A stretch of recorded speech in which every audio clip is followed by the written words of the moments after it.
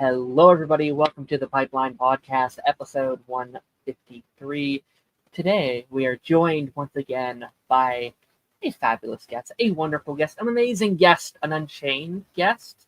It's Mr. Ronan Unchained. Welcome back, my friend. How are you? How you doing, my friend? I am very good. I'm very good. It's always a pleasure to have you on the show. This is your second Pipeline appearance. Technically, I feel like your appearance on my channel is always a bit interesting because you've done after the credits. You've done many of those at this point. Just like you kind of pop in, chat for a little bit, head out.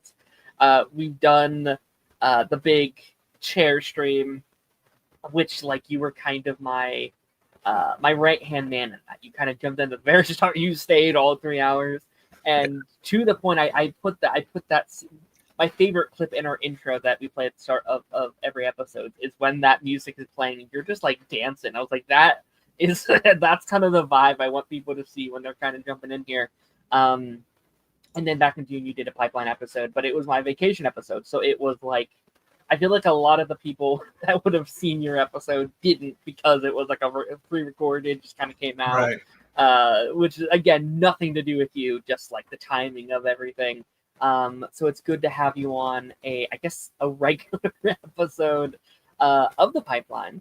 And we are back for more of our MCU retrospective series, which you were actually on the last one as well. First time back to back for I think you're the only person to ever repeat an MCU retrospective guest, if you will. I've tried to get new guests, but like you loved at least one of the movies we're going to be talking about today, and I wanted to make sure you had a chance to give your piece and talk about it a little bit. But Ronan, how are you? I've talked for the first like minute and a half of this. How are you? How are you feeling? What's been going on? What's on your mind? What's up, man? I'm good. Been busy, a little bit chaotic between covering Alien Earth and Peacemaker Season 2. And there's a lot of stuff now trickling down as we get to the latter half of the year in terms of stuff to cover, in terms of stuff that I want to do videos about. But it's fun. Now just gotta manage. Okay, just get all the holiday stuff prepped, and then I can just focus in on this stuff and whatnot. But yeah, and then I'm pretty good. Yeah, I think I talked about this with Taz the other day. August, September is always such a weird month for me because it's like changing of the seasons, changing of the kind of dynamics. Those are always our slower months. So it's months where it's like, okay, mentally prepping for October through January and like the craziness that ensues. The other day, I wrote down all the episodes I want to do for the rest of 2025. It's like, okay, it's all on site. This is what I want to accomplish. This is what I want to do. Just like looking at like December where it's like, oh my gosh, it's right here. It's like, no, you have 4 months. You're fine. You need to relax. That's not far away. But also, like, to think we're in, 21 more weeks of the year? Like, it's not a lot. It's not a lot more weeks. So, dude, kind of crazy. I was telling someone that, like, because, it's been a few months since Comic-Con. I'm like, I still remember last year's Comic-Con in my mind, like if it was yesterday. And it's a big mind. And it's just, time is moving quick at points.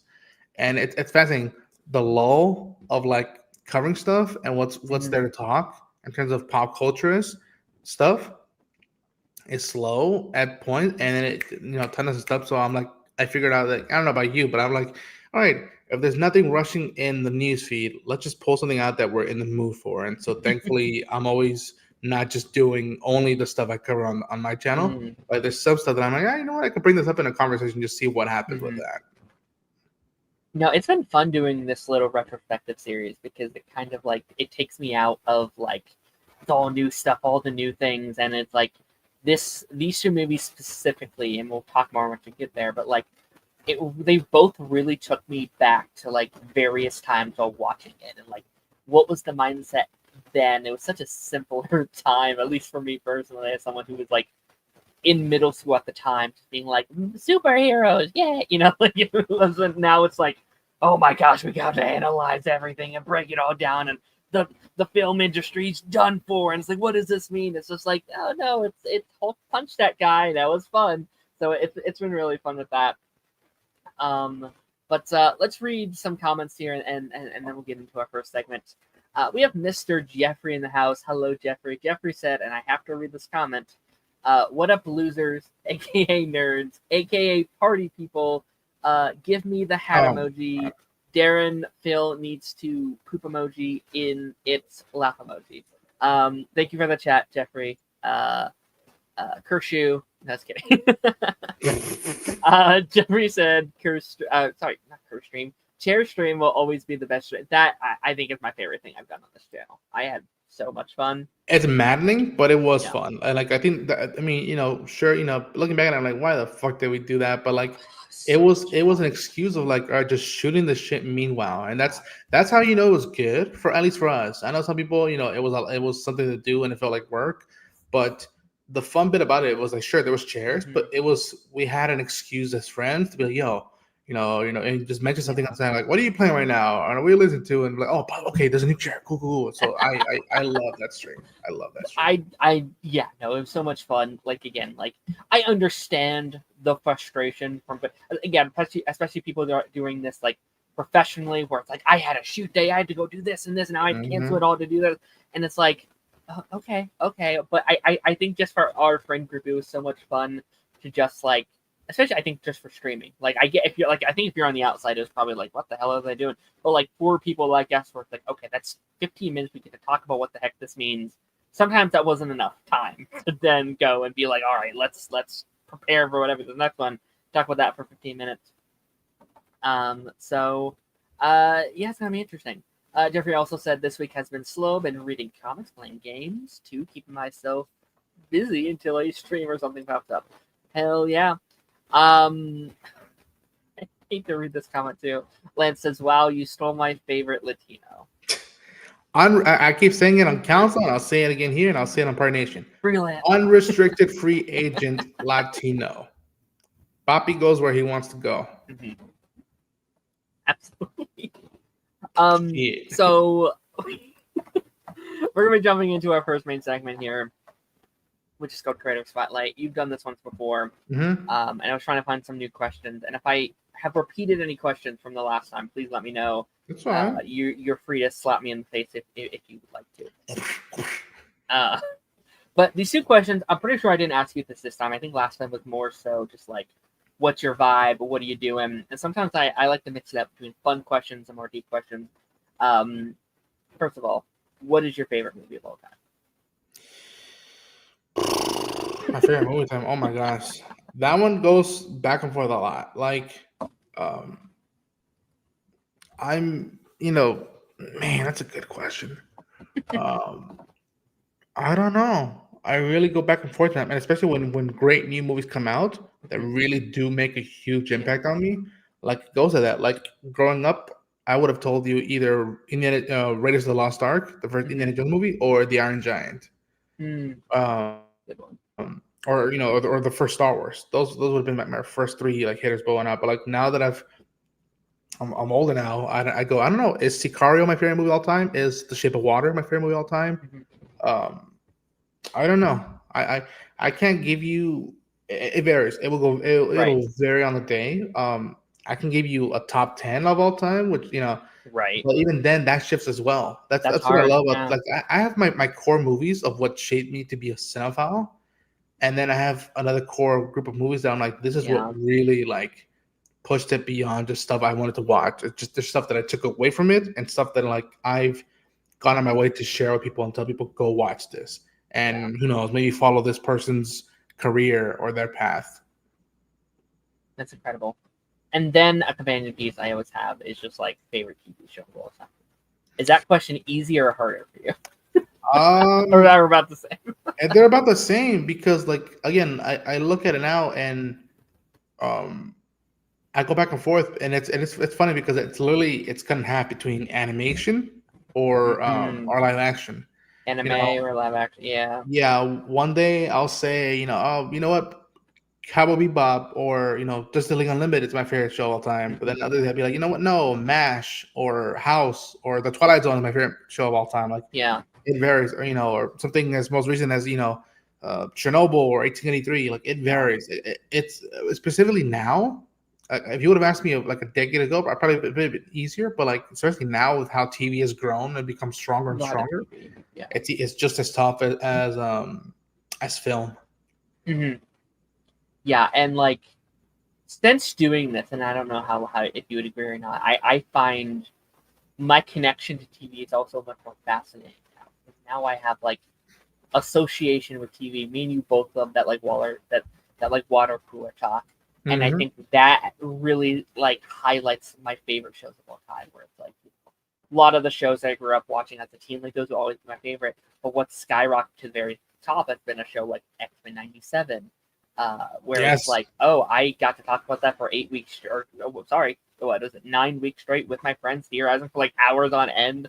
That helps my my experience with TV and movies and just how I associate with them and stuff like that in a way that something like, I don't know, The 100 I wouldn't have got because I just watched that by myself without my friends. So it's like I would imagine as someone who's got into reactions that probably has an impact on everything as well. Oh yeah, especially now that like, I remember when I would watch a show and I was really into it, or really into an episode, and I wanted to be involved with it beyond just watching it. Mm-hmm. And at that time, I had no friends who were into this stuff as much as I am. Yeah. And I've told you before, but even my hometown friends who I've grown up with since freshman year of high school, they're into the stuff we're into, but they're not as what's the right way to say? They're not as engaging with it the way we are. Where we're like, you know what, fuck it, I don't care if nobody's watching this live stream or not. We're gonna talk about the group shorts, and this is why I like it. And I know somebody else is watching it, and let's talk about it for like an hour, so just see what happens.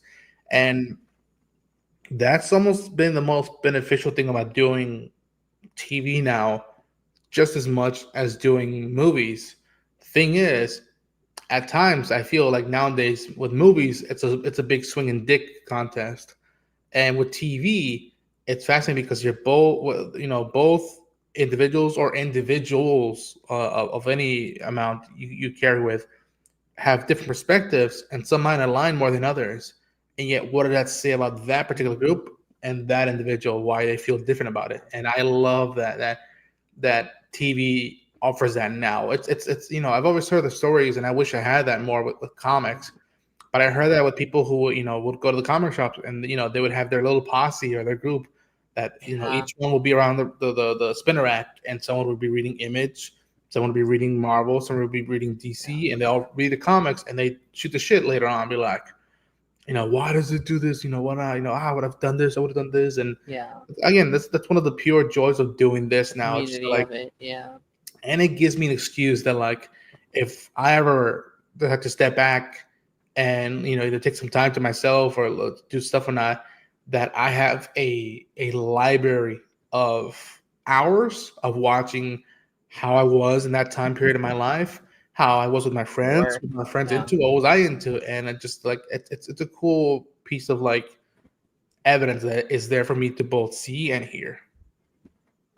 Yeah, that's honestly been one of my favorite parts of just even starting this show specifically, because I have seen over the about almost 3 years I've been doing this show now. I think we just hit around 3 years. Actually, it might be 153. That might exactly be about 3 years. Oh, congratulations! But like, thank you. No, thank you.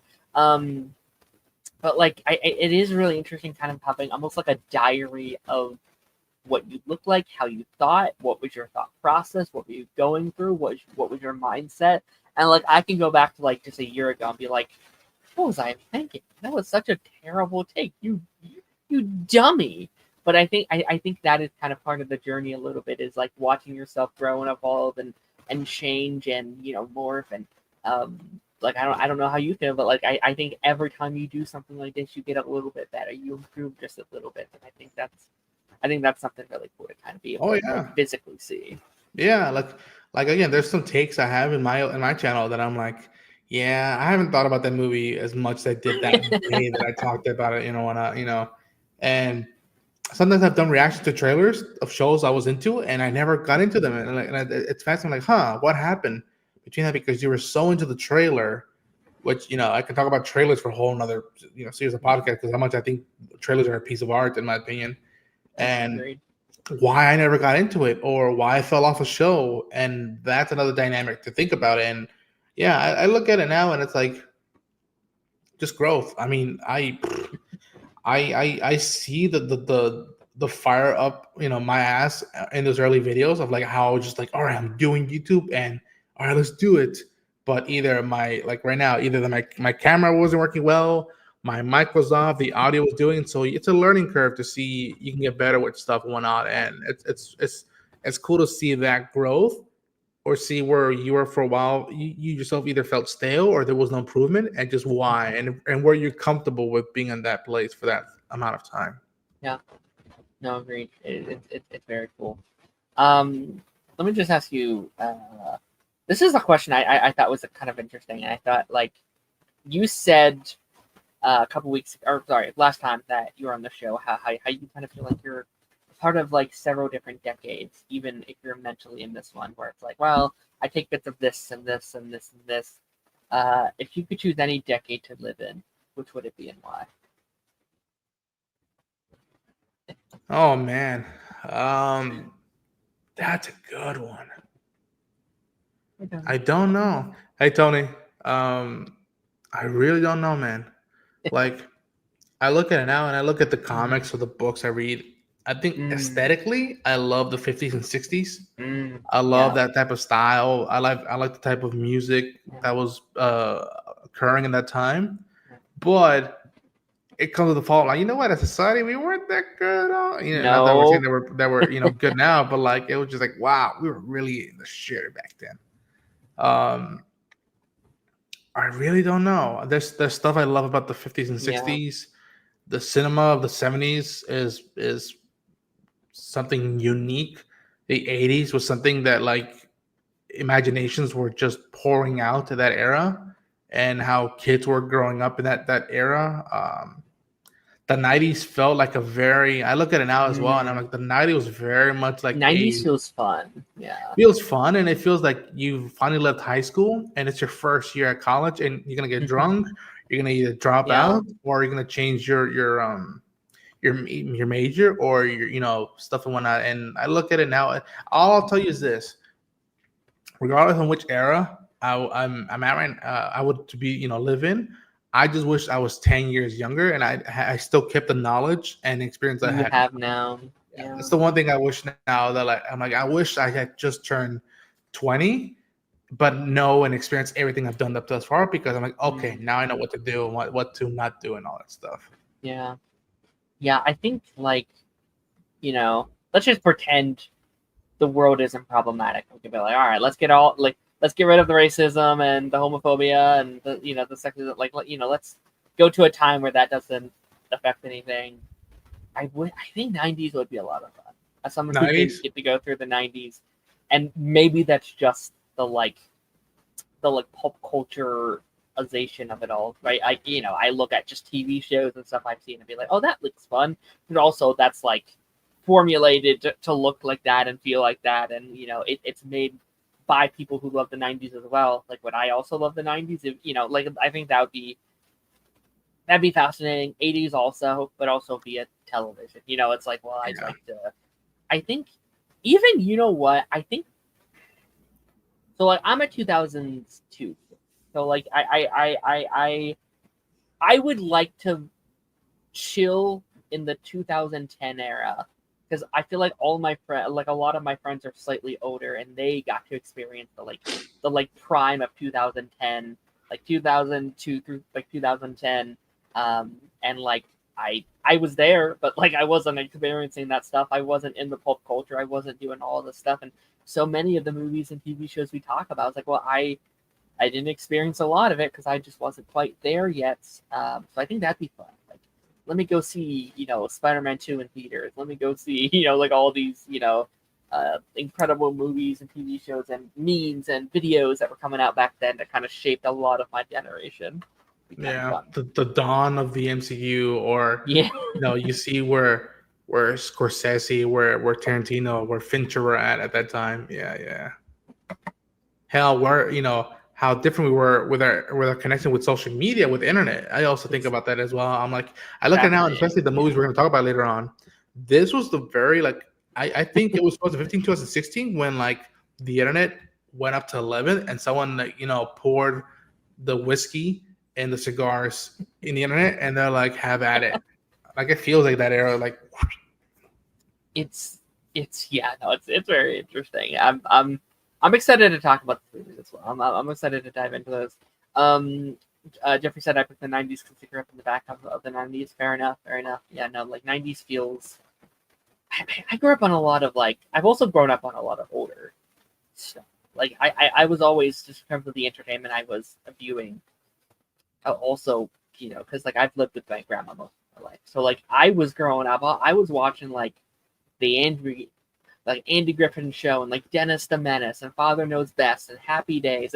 Those were the shit I was watching. And then get a bit older, I'm watching Power Rangers and He-Man and a lot of these shows that were before my time, because we didn't have a lot of money. We weren't buying new stuff. I was watching stuff that was kind of already around, toys we already have. So I always kind of felt like I was not 100% there for a lot of my generation stuff. I have my fair share of stuff from my generation too, but I felt like I always kind of slightly fit in more millennial than Gen Z a little bit. Mm-hmm. Yeah, I think about that even now with me. I'm not into Pokemon in a big bad way, or Yu-Gi-Oh. I like it, the pop culture stuff. Someone offered me to an Ash Pokemon hat. I'm not sure. I'm not gonna pay for it, but if you want to give it to me, fine. If you want to give me a Pokeball, cool. I'll keep it in my collection. But and I've told people that I feel this when people feel oh yeah, you something to have it. I feel like I do have an old soul, especially with the music I'm into, especially with the movies I'm into, the type of books I choose to read. But it's fascinating. I have an old soul, but my philosophy and stuff and the way I see the world is very modern. And that's the way to be, man. I think that's the perfect balance. Yeah, I would hope. Yeah. But yeah, we've come to the end of our Critter Spotlight segment, and I hope in the future I can ask you more silly little questions. Please, by all means. Alrighty, we're gonna be going over a couple of news stories here. I don't want to spend too long on these because I do. These are both of the main topics that we have to talk about today in terms of movies. Those are both big movies, and I want to have time to be able to really get into what those all are.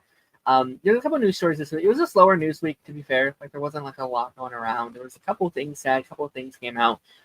This first news story here, I don't really know if you have really a take on this at all, but I do think I want to talk about what it kind of means for that sector of the Disney brand and kind of what they're doing over there. The live action adaptation of Disney's classic The Aristocats has officially been canned at Disney. They said no more cats in this house.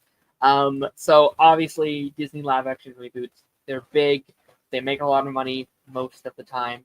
As of this year, Lilo and Stitch is the only billion-dollar movie of 2025. Really quickly, are you at all a fan of this movie? Have you seen this, the classic one? Any take on this movie whatsoever before we talk about what this means? I'm not sure I've seen it. If I did, I was very, very young. And most of it that I know of is that Tarantino was a fan of it because during Pulp Fiction, his dance scene between Mia Wallace and Vincent Vega, the dance they do, it was very like at least from Mia's side, it was very inspired by one of the cats from the Aristocrats are moving one out. So I know that much about it. In terms of adapting animated classic animated movies, I never got into it. Never seen any of these live action. adaptations of classic Yes. Disney animated films, just because I'm like, no, I'm good. Not for Again, you. Yeah. unless they brought the carpet to me, they invited me to a screening, nice seat, free popcorn and soda, and maybe a gift card just for kicker, I would have gone and seen them. But like, I'm like, nah, Yeah, I'm good. I'll Yeah. watch Tarzan, I'll watch Hercules. I'm okay. Mm. I don't need that.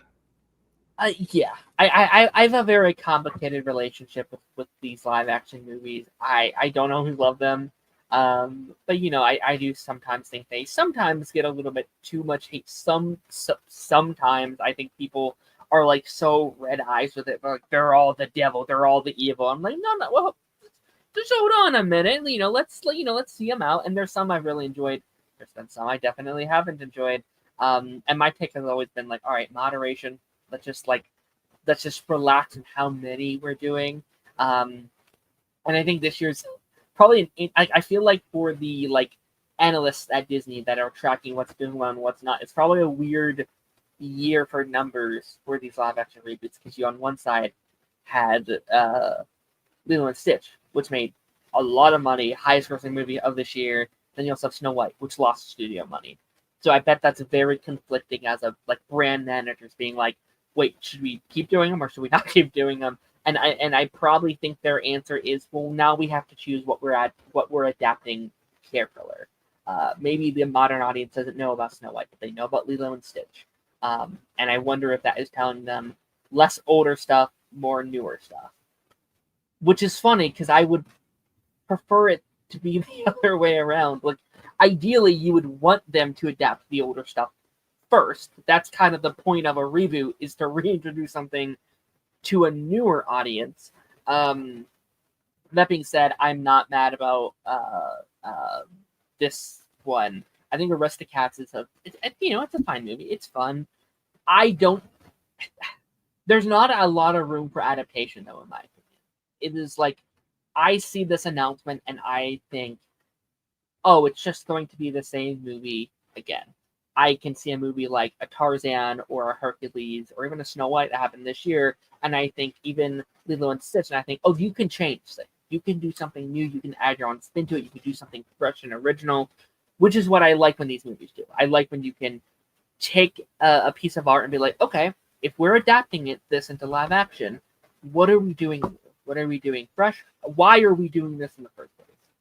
Because if it's just, hey, money, then I don't want it. I want you to do something new with it. So I'm not sad about this. I'm not like, not the Aristocats. No, I needed this movie. I'm like, fine, it's whatever. Any closing thoughts on anything I just said there? You literally echo my sentiments about some stuff. Okay. Although the Tarzan and Hercules stuff, I'm like, I don't know, that's very close to my chest and my No, heart. fair. But yeah, this film, I'm like, all right, you know what? Give that money that you're gonna give this to the actual animators and people Yeah. below the line and the crew, and make sure they're getting paid and they're not getting screwed over like a lot of people I think do get in this industry. Yes. Again, it's like, to me, it's all about moderation. If they were like, we're doing one a year, I'd be like, you know what? Fine, whatever. That's not the end of the world. But it's when you're doing 2, sometimes 3 a year, like this is too much. When we're getting more of these than actual original Disney movies, I'm like, that has to stop. That you can't keep doing that. And if we are, I want more stuff like Mufasa, more stuff like Corella, more stuff like Maleficent. It's like, okay, we're taking this part of it and we're doing something completely fresh and new and original. Like, that's an original. That's, in my book, that's still an original movie because they're doing something that's completely unrelated. Jeffrey says here, Cruella was good. I haven't seen Lilo and Stitch. Jungle Book and Cruella were both very good. And I would like, I know they're working on a sequel to Cruella. I'd be down for Jungle Book as well, but but next year will be 10 years since the live action Jungle Book. So I don't see that happening. All right, next year I have 2 stories revolving around DC Studios, which works very well. The next episode of Peacemaker will drop in about 20 minutes. So one of these has to do with Peacemaker. So James Gunn has been pretty hush-hush about what the back half of Peacemaker is going to be looking like. James Gunn teases big surprises for the final 3 episodes of Peacemaker, and reportedly they are trying to keep as much secret in those final 3 as they possibly can. He's been doing a lot of teasing. He's like, something's coming. We got stuff that's under our sleeves. We got some characters that's going to be popping up and appearing. And I wanted to ask you, I don't even know how much I can ask you, because I know you've seen a lot of the season. I guess I really didn't think about that when I was making. That's fine. Go for it. Let's see if I can maneuver it. You have not seen the final 3, right? Those No. are stuff you have not seen. Those okay, nobody has. Apparently, from what I've been hearing, not even his publicist has seen it. So even us in the media who are doing it for media outlets or covering it for press, no, we have not seen the last 3. I have a feeling there is a bombshell. I think there is and again, I don't know what you've seen. I don't know, you could speak here, but I know who's our new Batman. I saw it in episode 4. I'd be like, oh, this is great. I have no idea. But what do you think they are hiding in that 3rd episode? Is there a character? Is there a thing that you're like, I think it could be this? And again, that might be hard because you have more context than me. You probably have more they had this Easter egg in episode 6, so they're obviously doing, whatever. But what's your kind of take on what could be in that final 3? From what I've seen, I'm honestly myself. I'm like, there has to be a pretty good reason why you held up those 3, and it just can't be. It can't be the same shtick as season 1, where it was the mention of at that time the Justice League, or you see spoilers for anybody who hasn't seen the previous Leon of season 2. But that you see the 11th Street Kids cross paths, or literally just passing by at that time's Justice League, and it has to be more than that. Yeah. If you're holding back on these episodes, and not only that, but it has to be what I think is even more important. It has to be really pivotal of concluding this season's story of where they're going. Now, to that, I won't dive into because there's a lot to unpack once you all catch up. But I'll say this, and I'm gonna do a video on it when the stream's over. Is that they dropped a trailer for on the next few weeks of Peacemaker season 2. Yeah. And I saw it because I'm like, I think I've seen most of this, and there's at least 2 shots I haven't seen yet, and no, there's at least 3-4 shots I haven't seen yet, and there's something they alluded to that even I haven't seen of it. I was like, and all I'm gonna say is this: if I was them and really want to hone in that this stuff is connecting, but it's on its own merit, just be like, yo, we're connected. Yeah. I would even hold Batman still in your cards decks. Don't reveal him in this season of Peacemaker, because I'd feel like, really, Batman gets revealed on Peacemaker.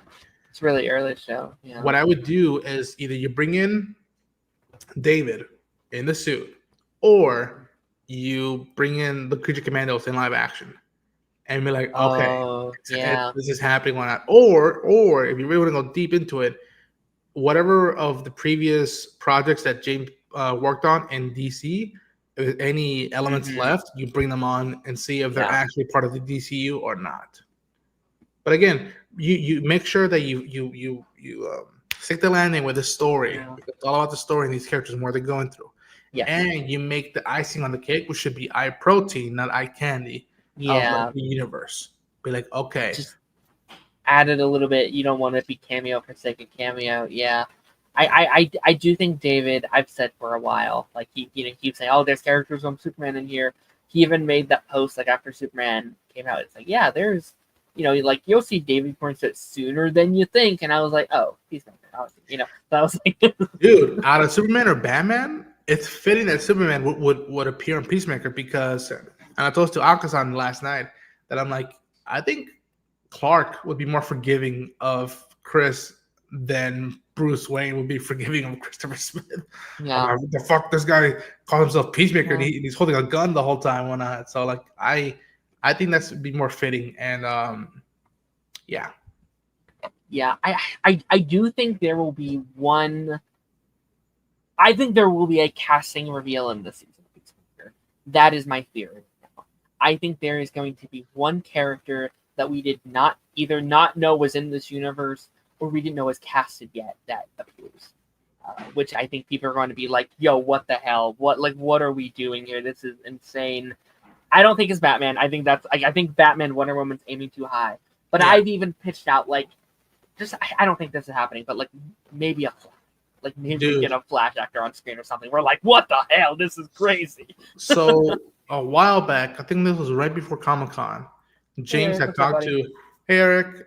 James had talked to Josh Horowitz, and Josh asked him, "What about Aquaman Flash? We getting that anytime soon?" He's like, "Not really. In the next few years, not really." I'm like, "Okay." And I thought about it, and then I saw Superman. I'm like, you know what? What about that mural in the Hall of Justice? There's some JSA members on that mural. What about them? And I'm like, you know what?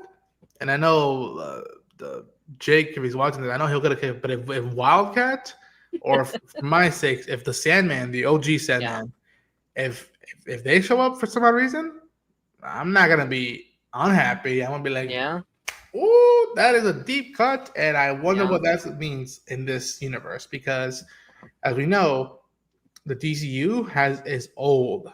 It's 3,000 years old with metahumans, so anything is possible. Anything. I could also see, and again, I don't know what you've seen and haven't seen, but I could see a Suicide Squad member showing up just to furtherly convince, hey, stuff from that movie's canon, stuff's there. A Bloodsport would get me really, really hyped up. He's been talking about it. If you wanted to play hardball, and you could, maybe you could have asked this actress to maybe fib a little bit on interviews. You could, a Margot Robbie would be pretty freaking insane if you wanted to put her in a scene. Yeah. I'd be happy. Oh my gosh, yeah. I don't remember where we left her in the Suicide Squad. She was on the plane, or the whatever they call it, the helicopter, with Bloodsport, with Ratcatcher 2, and with King Shark and Naue. They were one of the survivors of the Project Starfish incident in Corto Maltese, where they fly out. I would presume that either she went legit or she got caught again. Or maybe she ran out doing some high stakes robbery with Poison Ivy. But that's one thing that I'm like, you know what, please, much like Viola Davis, don't throw away Margot Robbie. Yeah. Jeffrey, I do think we'll get Woody. And that will make me very, very okay, one final thing here, and this kind of goes along with kind of the conversation we were already having. Now, it also kind of works with what we'll talk about in terms of our main topic here today. This is a weird time to, I feel have this conversation, because this actor is kind of in a bit of hot water right now. He's not everyone's favorite actor. Gunn says Chris Pratt could play someone in the DCU that's not Batman, but I think is really fun. And they're like, can he be Batman? He's like, no, he's not Batman. But he can be someone else, which isn't an answer. We've known this for a long time. Let's just pretend he's not the most hated man right now. Let's just put that aside for just conversation's sakes. I'm not saying he should be in this new universe, but just hypothetically, just as an actor, is there someone in your head that you're like, I think he could play this character? Kite Man. I'm just kidding. Kite Man? Kite Man. No. Yeah? No. I mean, if you wanted to, go for it. Yeah. Batman, no. No. He's gonna play. He's gonna play almost a quote unquote B-list character that he can make something cool with it. I would not even mention something like Oliver Queen. I'm like, no, don't give him Oliver Queen. Yeah. I really don't know. And we talked about how we feel about some recent remarks he said, and I'm like, you know what? I don't hate him. I'm right now more in the stage of the fuck you doing, Chris? I'm more in that stage. But I think it was inevitable. Together, kind of thing. Yeah. He's a hell of an actor. He brought Star-Lord to life and made me care about that dude for 3 movies. No, yeah, for 5 movies and a special. And all I hope, all I hope is that it's not for me. I hope it's not a big role where he outshines it, and that it's something that he could really sink his teeth in, and that he could just blend in. And I see the character before I see Chris Pratt, as either Star-Lord or the guy from Parks and Rec.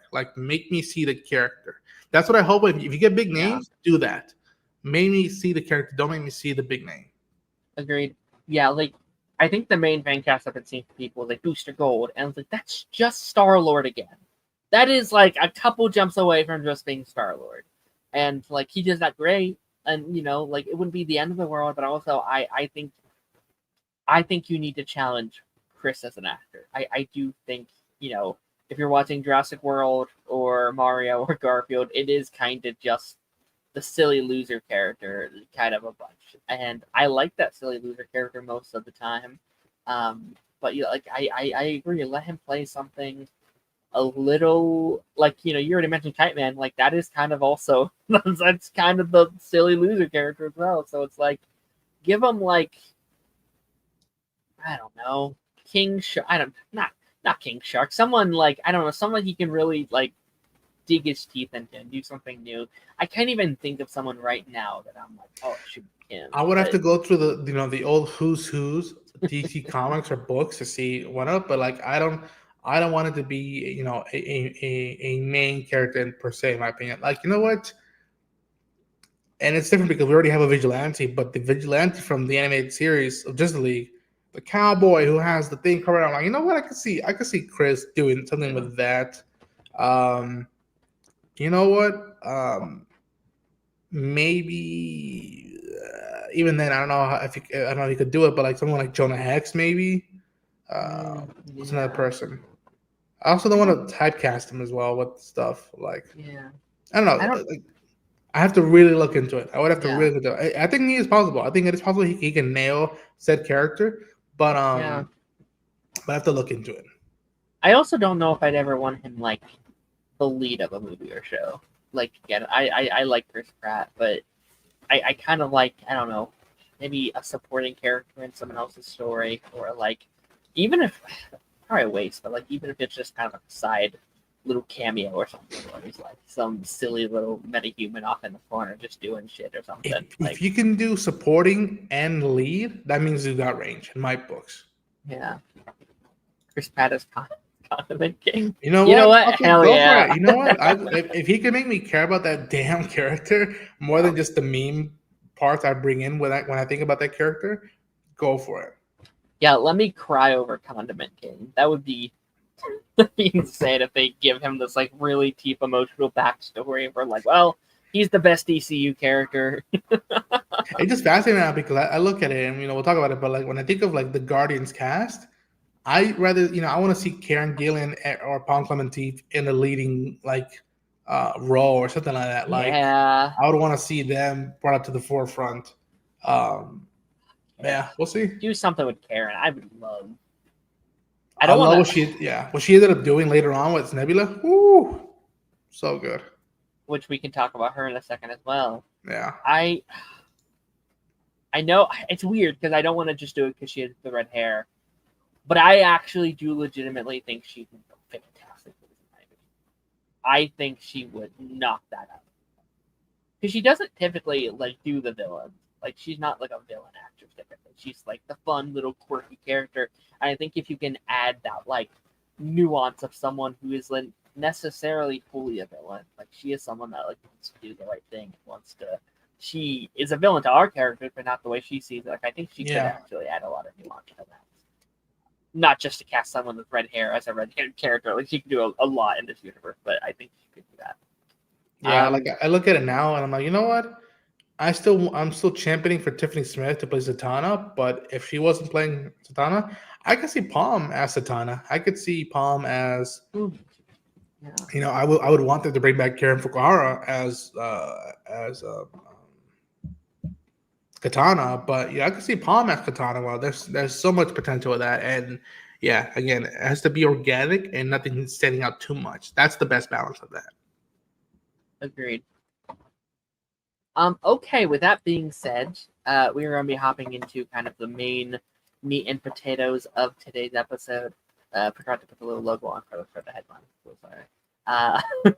Editor Darren, I'm sorry, I didn't put that up. But we are going to be hopping into our main topic here today. And obviously, we've been going through the MCU retrospective here on the show. Last couple months, we've been diving in the MCU Phase 2. And Phase 2 has been an interesting era to kind of revisit. Because I think honestly I'd say it is one of the more fascinating eras. Because Phase 1 is them just trying stuff, right? It's them, all right, well, we're doing this movie and this movie and this movie. It's all working. Okay, let's see what they work like together. And then Phase 2, at least thus far, has been about, wait, what do we do now? We've already had them come together. They've been pretty profitable for the most part. None super profitable at this point. They've all been profitable for the most part. Unless you're Hulk, right? Because I know that one didn't do as well as the others. But you kind of go into Iron Man 2, which is like a follow-up to that one. You do Thor: The Dark World, which is a movie. And then you kind of, carry that in with Captain America, The Winter Soldier, which we talked about last week. And, some of these projects that are just kind of like trying to do something. And then kind of leads you to Guardians of the Galaxy, which I would say some of these were leaps for sure. I'm not saying that like none of these movies were like not trying something new, because they were. Like, no one had done Iron Man before, no one had done an Avengers level movie before in the way that they did.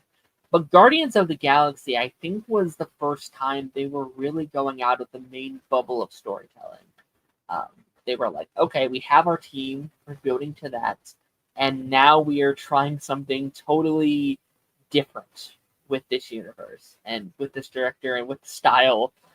Really the first time I think they've truly broken the mold on what they were trying to do. And you requested to do Guardians of the Galaxy. You asked me after last time, like, this is one I would really love to be on. What is your history with Guardians of the Galaxy?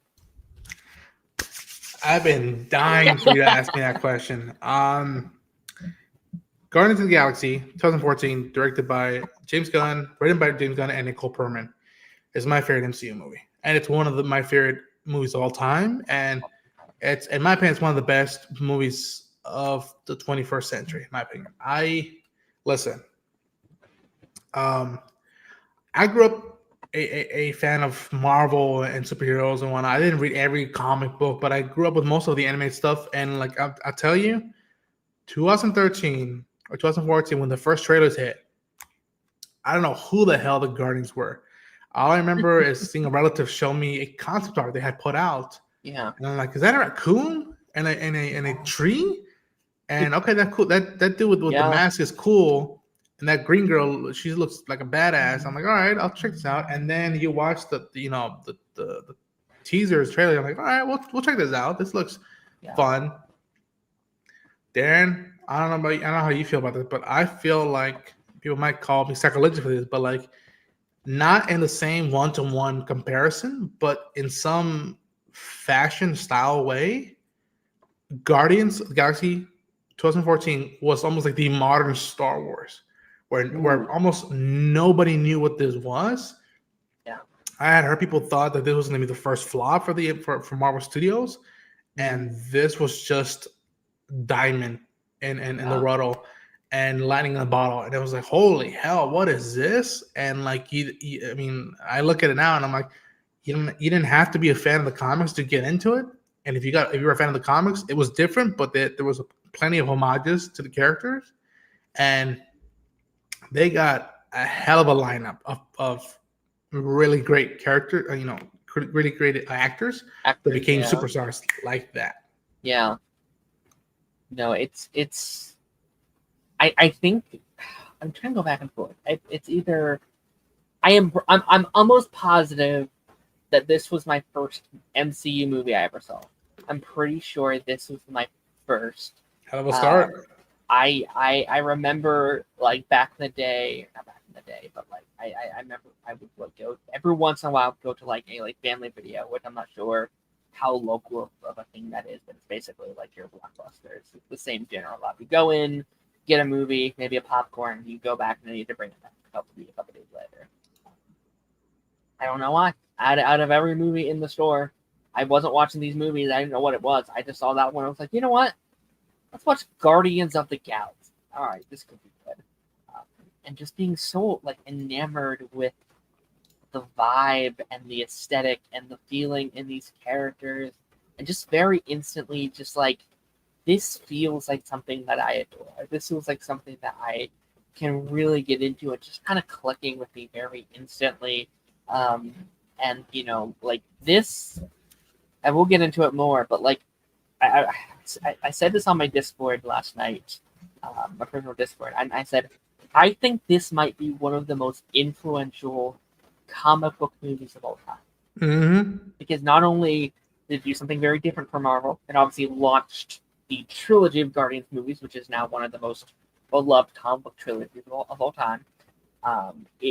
I'd argue it kind of holds the Infinity Saga by the ears, because without this one, they kind of weren't really building up to anything within the other. It's like Age of Ultron does some stuff to set things up, obviously, but it really does the heavy lifting in terms like the Infinity in the Infinity Saga is the Guardians of the Galaxy. I'd argue the rules, the space, all of it. Yeah. Everything, and there's a lot of world building here, which we can talk about when we get into a bit more. But like, not only that, I'd argue James doesn't get to DC without Guardians of the Galaxy. So not only does Guardians of the Galaxy, I think, define what Marvel is today, but it also defines what DC is today as well, which is kind of just the large domino effects. And, obviously someone else would have done it if it wasn't him, obviously. But, like, it is interesting to see how this one singular thing, I think, shaped what Marvel and DC, and let's be honest, what also most other film industries are also trying to replicate. Like, they're trying to get to the success of the Infinity Saga and what Endgame and Infinity War ultimately did. And they're like, we want that. We want to also do what they are doing right now, which I think is very interesting. Dude, there's a reason why I told you, like, when you do Guardians, that's mine. I want that one. Look at this. I want to show you this. I was like, you know what? I can give Darren and the Pipeline Podcast a mini show and tell of some stuff from 2014 of where I was in pop culture. Awesome! Look at this. I have 4 ticket stubs for 4 different showtimes I went during that summer. I had just graduated high school. I was about to start college. I don't know what the hell I was going to do in that life. And I was like, you know what? I get 2-3 months to do whatever I want. And this thing was right after it. And I was like, okay, all hope is not lost. I don't have to just worry about taxes. I have something else to like look into. So I went and saw this motherfucker 4 times in theaters. And that was the first time I had seen a movie more than once in the theater. Like growing up, it was like, all right, we see it once and then we'll rent it a bunch of times on video. But like it was the first time I had seen a movie multiple times. And we'll get into it later, but this soundtrack is part of my DNA now. When I leave this earth, I want this to be part of me when I head out. Like this soundtrack, this music, I think I told you the story. The night before the soundtrack was available on physical, because I believe in physical media, I went to a Walmart. I saw they put it out, but I couldn't buy it. So what I do, a little old school thing for those who who live in the lower middle class society, you're like, you know what? All right, here's a copy. Put it in the back somewhere where you can save it. That way it doesn't get sold out. And then as soon as it was midnight or whenever they could sell it, I went back and was like, one Guardians soundtrack, please. And I've been hearing this soundtrack since the day I bought it. I just adore this movie. And I'll say you this. I don't think it just influenced what DC Marvel can do now or are doing. It shows them that, like, you know what? We can do a big pop culture movie like this, popcorn movie, and yet have it hard. It's not just about selling the tickets. It's not just about selling the popcorn and the soda. They just have it hard. That way, you know what? Not only your kids can enjoy it and they would want to buy the toys and whatnot, but your grandparents, your parents can enjoy it. There's jokes in this for both for adults and kids. Yeah. Oh my gosh. Yeah. I love it. I mean, yeah, like let's talk about the music for just a second. I feel like that's a good segue to that. I agree with you. I think it's one of the greatest musical soundtracks of all time. I think every single one's a banger. Obviously all those songs are iconic way before the movie, obviously. But now I'd argue all of those songs are kind of just Guardian songs now. Like it's so associated with that movie and the vibe of that movie, and I think it is one of the reasons why this movie is so good and so iconic. Like I I don't know. Like I can't imagine this movie without this music, and Yeah. it's interesting because I I have a really hard time connecting to music. I have always Mm. really struggled with it. It's I don't know if it's like an autism thing or like what it is. I just people like I think art's important and it's beautiful and it's incredible and it's cornerstone and I love it in a different way. But I have a hard time just listening to a song and like I just don't care if I just listen to it.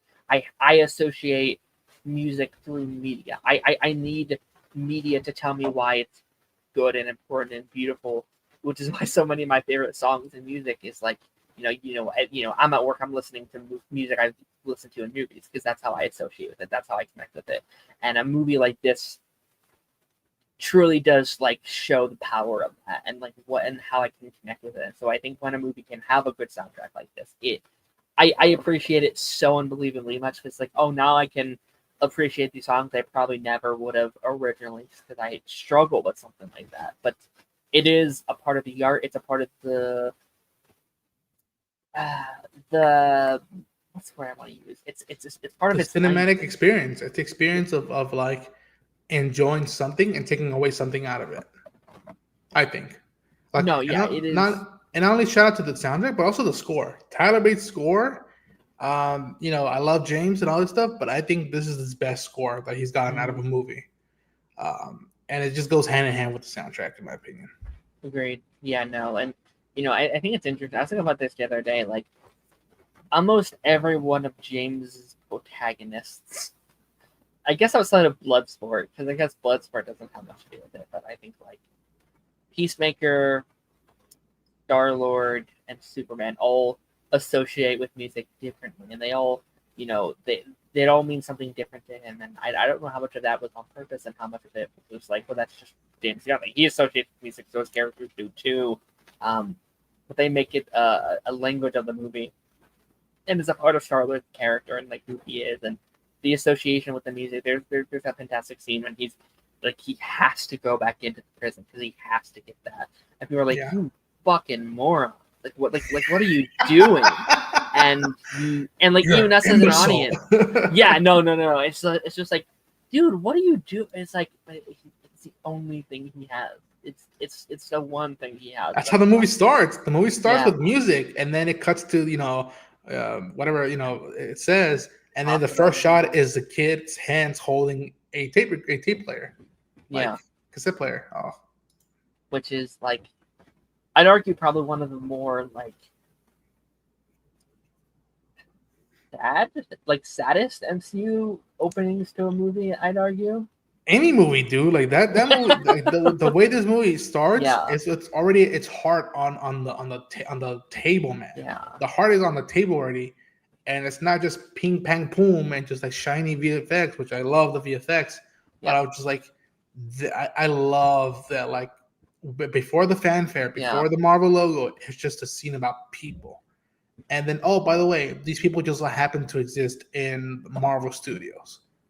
So I love that choice. I love that. Whenever I watched it last night, I was just like, oh man, what a time, what a vibe. No, it's a very like yeah no I again like I think this is one of Gunn's I think kind of best put together movies, I'd say, because just like I love Gunn, I like him a lot, but I think my kind of critique has always kind of been how he balances his humor and his heart. And Yes. sometimes I think sometimes he struggles a little bit with that. I think we kind of saw that with, I'll be honest, I think we saw that with Guardians 2. I think we saw that with Superman, where it's like, I love this a lot. We see that with Peacemaker as well, where it's like, I love this a lot. And sometimes I think how when he decides to put in jokes where it's like, I wish that scene had a little bit more time to breathe, but it's met with this scene. And I didn't really have that issue with this one specifically. There wasn't a moment where I'm like, oh man, James Gunn, come on, dude, I wish you. And maybe that's just because he became more experienced as a director, he became more confident, so he was more willing to make those bolder choices with comedy. But I do think that is one of the reasons this is one of his better movies, because it's like, okay, how you use that comedy and where you put it. And I'd argue is one of the funnier at once. Like I sometimes think restraint is one of the funniest things you can do. Like the bit with Rocket, like trying to steal everyone's like body parts, is so funny. Like that stuff is so good. I just need this. I was messing with you about that. And like, what? Like, what was What his the name? fuck? Was he popping Yeah. out? I had to give him 30,000 units. Oh, dude. Like again, I mean, you took the words out of my mouth. To me, this film, the Suicide Squad, and Creature Commandos are the three projects of his. And you know what? No, to an extent, a little bit holiday special, but mostly those three projects are the three projects I felt that he has the best balance of like, all right, I want that some of that humor you got, but Yeah. you don't. It doesn't come at the cost of the heart and the drama of why I'm choosing to spend my time and my life with your story and your characters that you have right now in charge with. Like I look at it now, and again, there's lines that with Rocket, he gets the Nova Corps have him on hold, and he just goes fascist. I just like one of like moments of that, or even when they get out of the prison. Yeah. And he's like, Ranger Rick, what are you doing? You can't just tear away my ship. What is this? Don't touch that. It's a bomb. A bomb? And you're leaving it laying around? Oh, we put it in a box. What's a box gonna do? Like, I love that stuff. And again, even at expensive jabs of Quill, your ship is filthy. Oh, she has no idea. Got a black light. This thing look like a Jackson Pollock painting. You got issues, Quill. Like, God damn it, Felipe. Hey, Bill, what's going on, buddy? Circumstantial and event caused comedy, I think is stronger than leaving a bit hanging for the sake of it. And that's where I was just like, come on, James. And I hope and look at, I mean, even dude, everything from the humor, the cinematography, I adore it. There's shots. Beautiful. There is shots that this almost holds. I would be shocked if it's not in the compilation of the best moments and shots of sci-fi, superhero, comic book related films, and both MCU or outside of the MCU. Like I adore everything out of this movie. There's a fantastic scene with Peter and Nebula. I'm sorry, Peter and Gamora when he's putting on the mistake and they're kind of dancing a little bit and you kind of come out, you zoom out and it's that beautiful exterior with space behind them. It's that and many other shots that they have in this movie. Magic. Where it's just that is gorgeous. I want to put that on a poster somewhere. It is a beautiful sight to behold. But I have the cast pulled up right here, and so I'm just going to kind of go through and kind of give our thoughts on characters and their individual arcs in this movie and how we feel about them. Obviously, we have Peter Quill, our lead, I guess you can say. I guess he's our main character, but we'll talk about another character and that they secretly are the lead after what we've heard a director talk about and what they've said about said character. But Quill is our main character, if you will, here. And we already talked about the whole mistake, the tape of it all, and kind of what they did and his arc there of his mother died, he ran out scared, and he gets abducted by aliens, and everything surrounding Yondu, and I love that relationship so much too. And this is my first time rewatching this movie since 3 has come out. I haven't watched this since that third installment had come out. So it's very interesting watching this movie and all the arcs they didn't all come full circle, I'd say, but most of them kind of coming to a close, and we've seen everything, and he's back on Earth in current MCU timeline. So it's interesting seeing kind of where it all started and his dynamics with everybody. And Yondu, I think, is such a complicated relationship because there's trauma there. There is unresolved trauma that Peter has. There is a hatred he has for Yondu, but it's this guy, we're fighting, we're on each other's backs. He's trying to kill me, and then I'm trying to kill him, and I'm tricking him, he's trying to trick me. But then there's that final scene where it's but he's the only family I have, and then it's not anymore. It's he's nope, you have us too. It's okay, that is some beautiful stuff. And it's interesting, there's a lot of foreshadowing for 2. There's a lot of build up for what Quinn is, from him going out without the spacesuits to him holding the stone to how he kind of brings everyone together. And I think this is Would you say this is Peter Quill's best appearance in the MCU, or do you think he has a better one?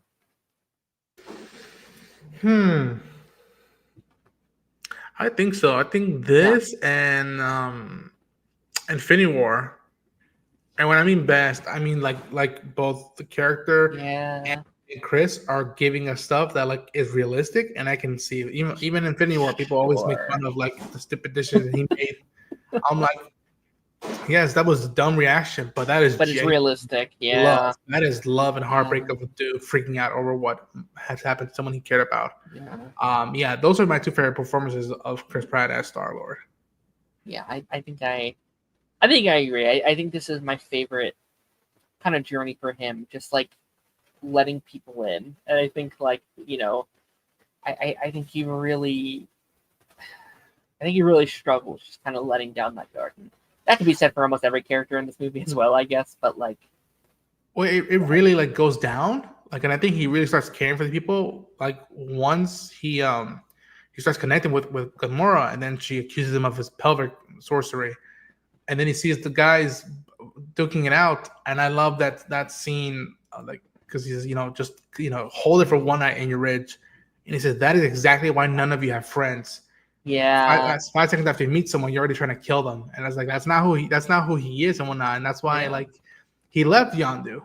That's why he left on to do his own thing. And he's like he found another band of Motley, another Motley crew.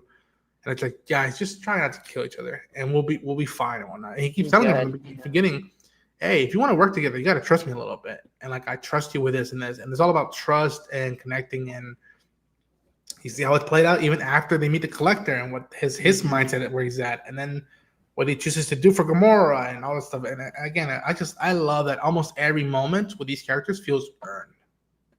Yeah, and I think like, I feel like people don't, like I think people throw it up to a joke a lot, but like, and it is a joke obviously, but like I like that so much of what Star-Lord does, especially in this first movie, is just him trying to emulate the heroes he knows and from the place that he grew up in. Like he is trying to emulate all of his favorite action stars and romance stars and everything he does as a leader, as a man trying to get with a girl, a man trying to get rich, is all based on what he knows from Earth. And I think that is so fascinating. I think that's such a fascinating motivation, because he associates those heroes with Earth, and he associates Earth with his mom, and like everything he does is for his mom. And I think, like, say what you will about that second movie, but like it leads perfectly into what the main narrative of the second of Volume 2 as well, which is very brilliant. And yeah, so like he's a great lead.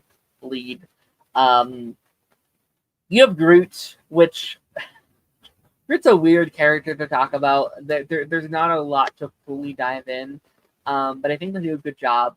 I always forget it's Vin Diesel. I'm always like, oh yeah, it's Vin Diesel. All right, they got him. They could have got anybody. They could have literally got anyone in the booth, and they could have done a good job, I bet. But the Iron Giant, man. Yeah, and I think like he is the heart of the movie. He is the thing, weirdly enough, holding it all together, and obviously his ultimate sacrifice in the movie.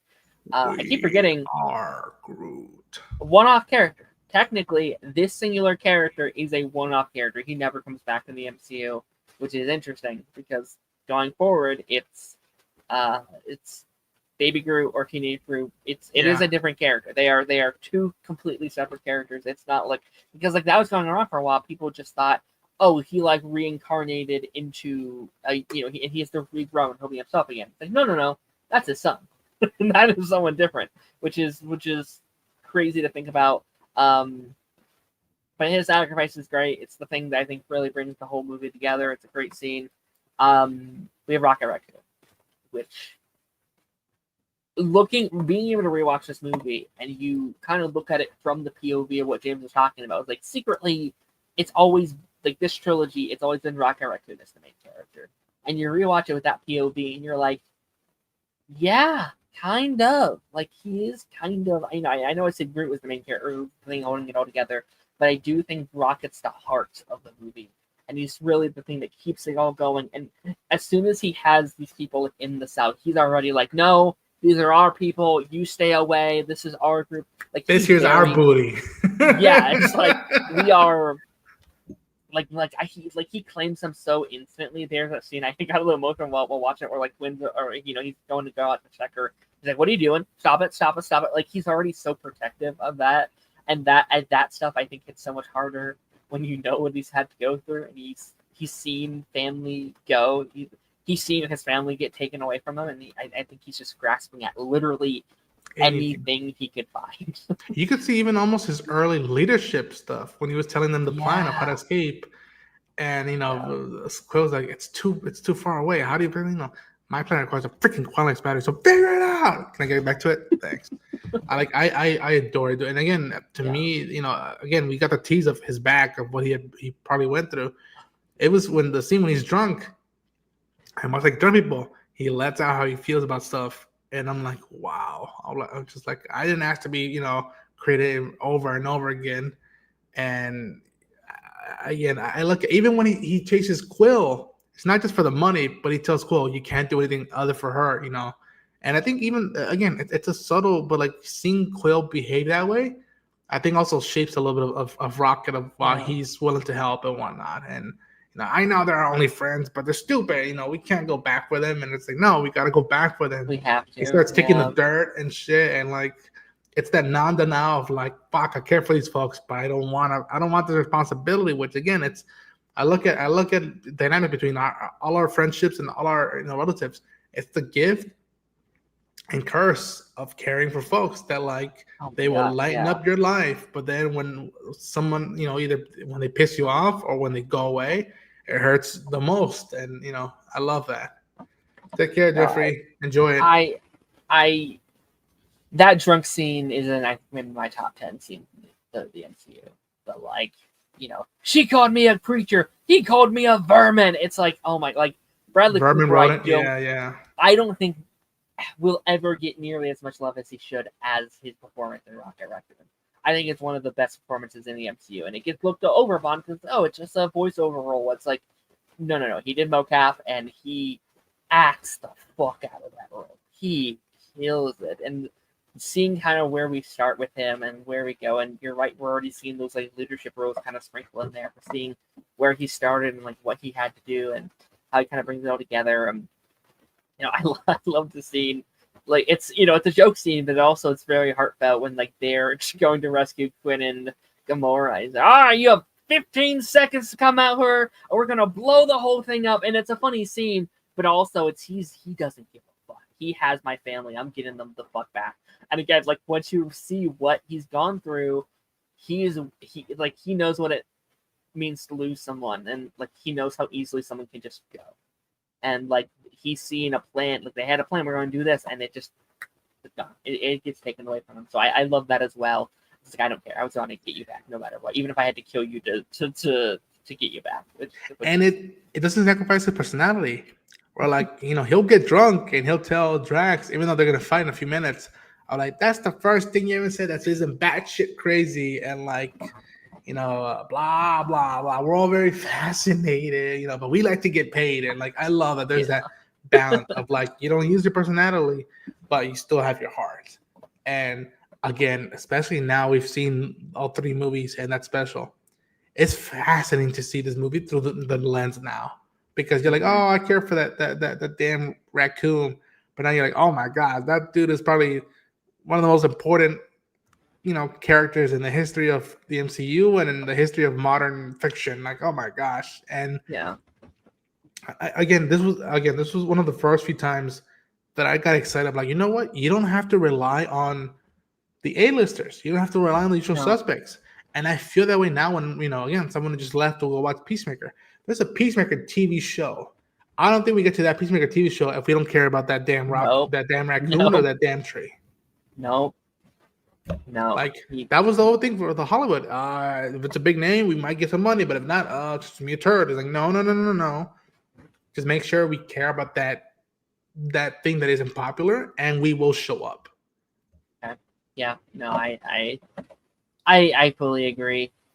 Gamora's next on my list, and Gamora's an interesting character for sure, especially where she goes in the MCU, because she feels like the one character that had a little bit of interference with the rest of the cast. I feel like in terms of like what they did in Infinity War, I don't think is what James wanted to do with her character in the long book. Like he's kind of spoken like, yeah, things went a different route, and how we had to kind of go from there was, you know, an interesting route and stuff like that. And I think she is like technically my least favorite out of the four here. Really? But I don't think, or five, I should say.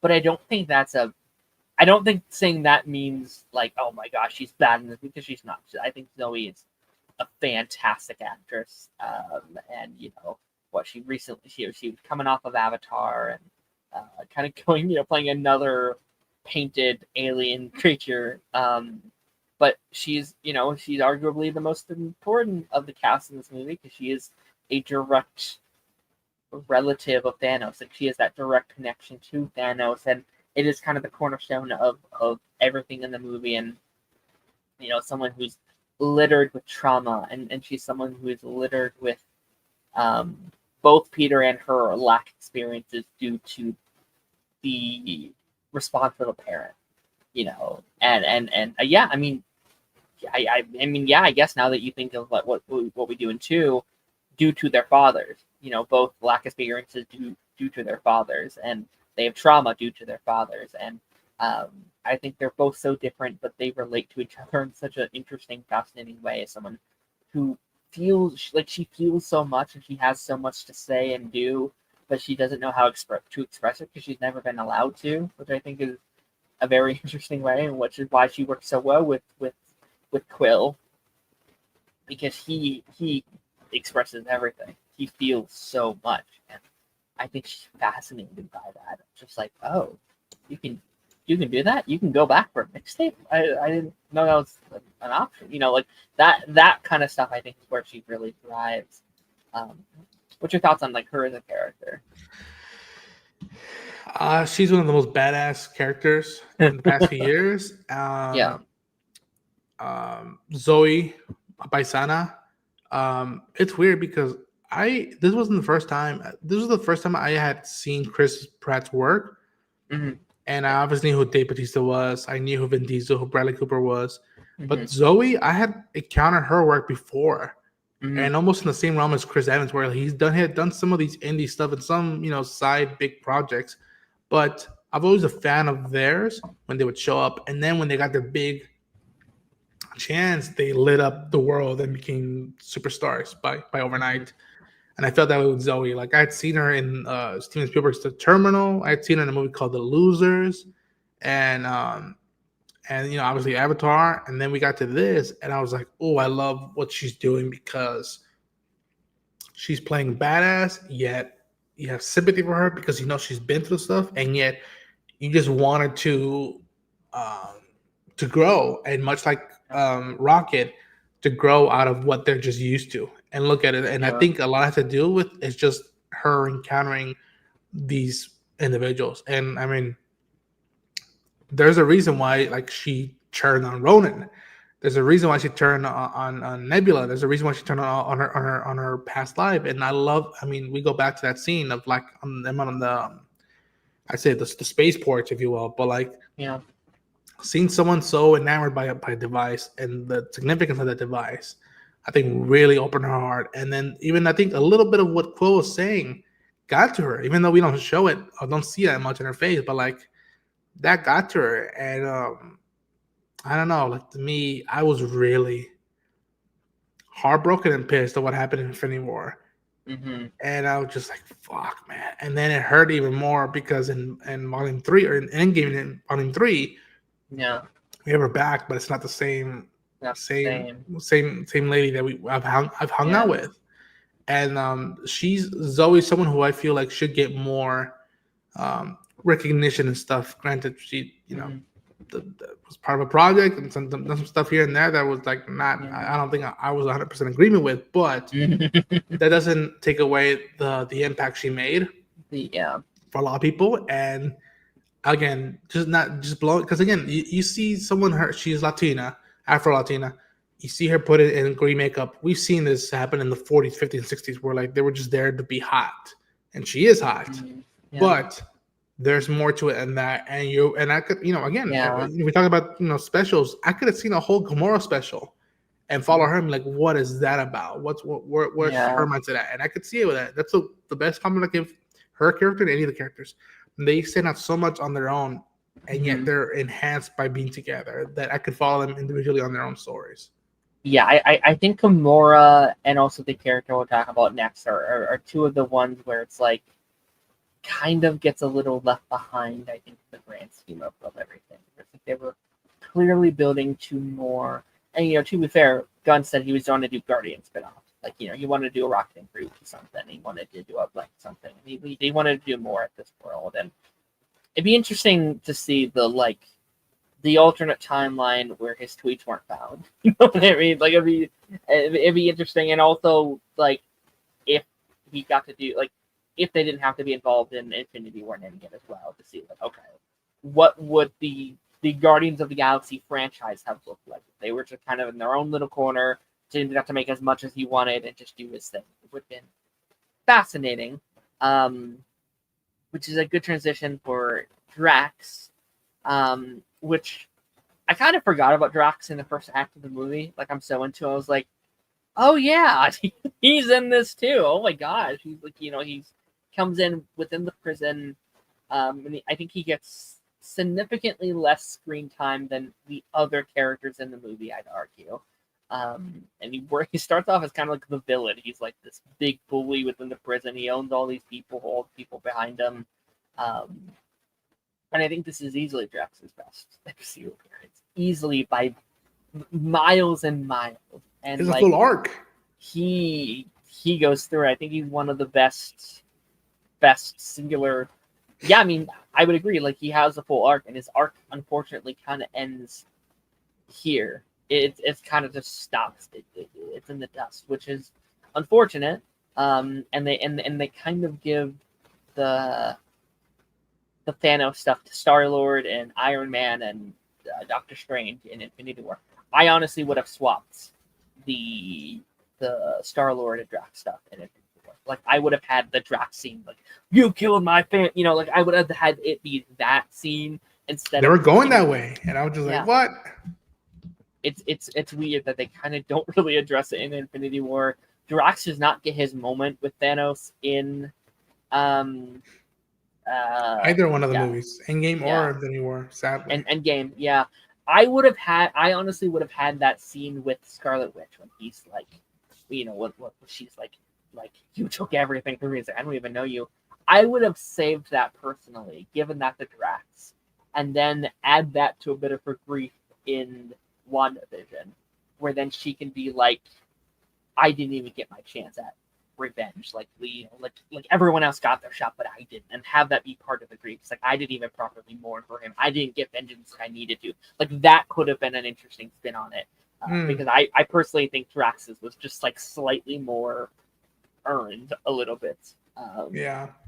But yeah, this is his best. He has a full arc. He has a full moment. It's fantastic. Like, his stuff with, especially Gamora, is always fascinating to me because it's like, there's some lines,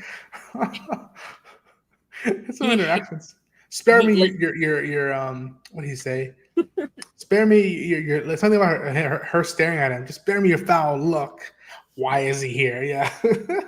Yeah, and like he has that dynamic with her that's so interesting because he hates her, but he so instantly becomes friends with her and just wants to be part of the crew so badly. Like, he's obsessed with revenge, but he needs family so badly. Like, everything Drax is revolved around his need to be loved and to give love. And he misses that with his own family. And we see that with where we ultimately take him, which I actually do also like him in Volume 3. I think they do a lot better with him than they do in Volume 2. But even the stuff with like Mantis and 2, I kind of like, because that's ultimately him like trying to fill that gap, make peace with it, left by which is beautiful. I think they really kind of forget the vibe of Draxo after this movie. Like, he's funny in this movie. Yes, he's a bit adult. They make him a moron going forward, though. Like, they make him a fucking idiot, and I'm not a huge fan. Like, yes, he's he's illiterate in this movie. Like he doesn't know earthly expressions, but he's not a moron.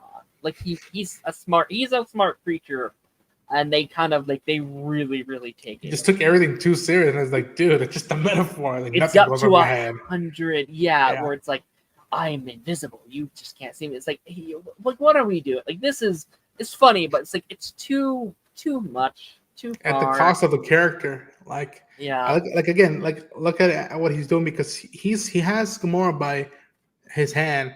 Be like, you were part, of Ronan who killed my family. I'm gonna take someone from him. And then at the same time, why would I put my finger on her neck? Like, oh, the whole thing, like, no, I'll chop her head off. And no, yes, that's what I'm meaning to. Yeah. And that same movie, like, again, we talk about how much, he for the most part, he despised Gamora throughout the whole movie. And at the end, he backs her up because, and again, I rewatched it, and I couldn't believe that they got away with saying this, but like he's saying, this dumb tree is my friend. You, Quill, are my friend. Hey, thanks, man. And this green whore. And she's like, oh, you please. And I was just like, Disney. Someone was smoking right when that cut was being shown. I was like, all right, whatever. They call her a green whore. But again, fascinating. That same scene, Nebula's giving her spiel, her monologue, and he blasts her. And he's like, no one friends with my friends. And it's like, it's so weird that like you call her a whore, but you got her back. And it's just like, man, but that's Drax in this movie. And it ends, again, we go to the movie and he's petting Rocket at the end when he's holding what's left of Groot's, vine or his tree. And then they get out and they're like, all right, your criminal charges are free. You have no record. You're clean. What if I separated someone from their neck? And it's like, that's murder. That's worse. That's bad. That's the worst crime you can do. Yeah. And also illegal. And he's like, And that's Drax in this movie. And again, he's just happy to be there, of like being with them. And I mean, listen, kudos to Dave Bautista, who like him alongside John have been the people to turn from like wrestler to actor. Yeah.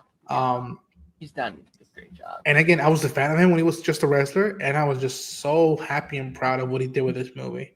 Yeah. And again, even that the round table scene of like, I have 12%. That's not even a plan. Now it's just you can't talk. I was trying to save Quill. We are already put the lines that like, you shooting the ship I was on is not saving me. I wasn't anything else.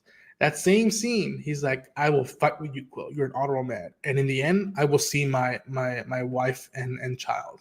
Like he was ready to die for a friend to do the right thing. And like, why are we doing this? To give a shit. And like, I just, man. And again, James Gunn looking at someone that, from what we heard, nobody wanted Dave. And then you look back at the test, the screen test he did with Chris, and it's like, there it is. It's a different dynamic, different lighting, different costume, but it's right there, the dynamic. And it's just pure heart, humor. And again, we talked about balance. This is the perfect balance of that, where the heart is there, but he doesn't shy away from being funny. And then, the rest is what it is. Agreed. I also, not to go back to the bit that you're just talking about, I love it. Like, I think that might be the funniest scene in the movie when like they're talking about like, okay, so what is a crime? I love Rocket's bit so much. It's like, okay, what if I take something that's not mine? No. What if I want it more than that person? It's like, it's so good. It's just so funny, just the way he performs that line. It's like, but I want it more. Like, okay. It's like a crime of passion. I was like, but I want it. It's like, so good. He's like, what? I'm having a conversation with him. What do you mean we gotta go to the ship? Yeah. The final character I want to talk about, and because we gotta get to that second movie here. Nebula, Karen Gillian, the start of what is one of my favorite characters in the entire MCU. There is an argument to be had that she might be my favorite MCU character. I'm not ready to give her that label yet, but like once we're done with this rewatch, I might be able to all right, give it to her. I love her arc in not necessarily this movie specifically, but where it goes. Endgame, like Volume 3 especially, is something really special, and you has to start here.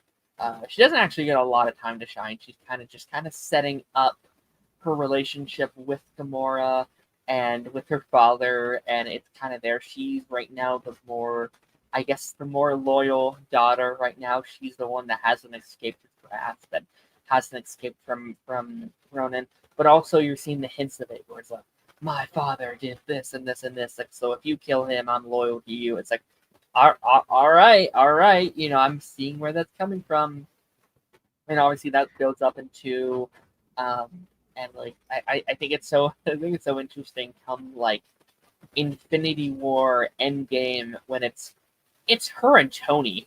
Like it's those two characters are the one that are stuck together.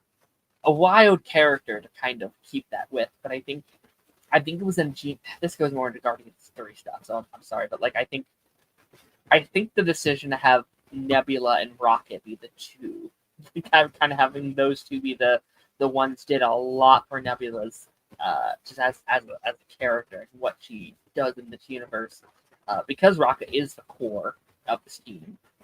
Rocket and Nebula, and having her connection instantly making her one of the most important characters in this little world.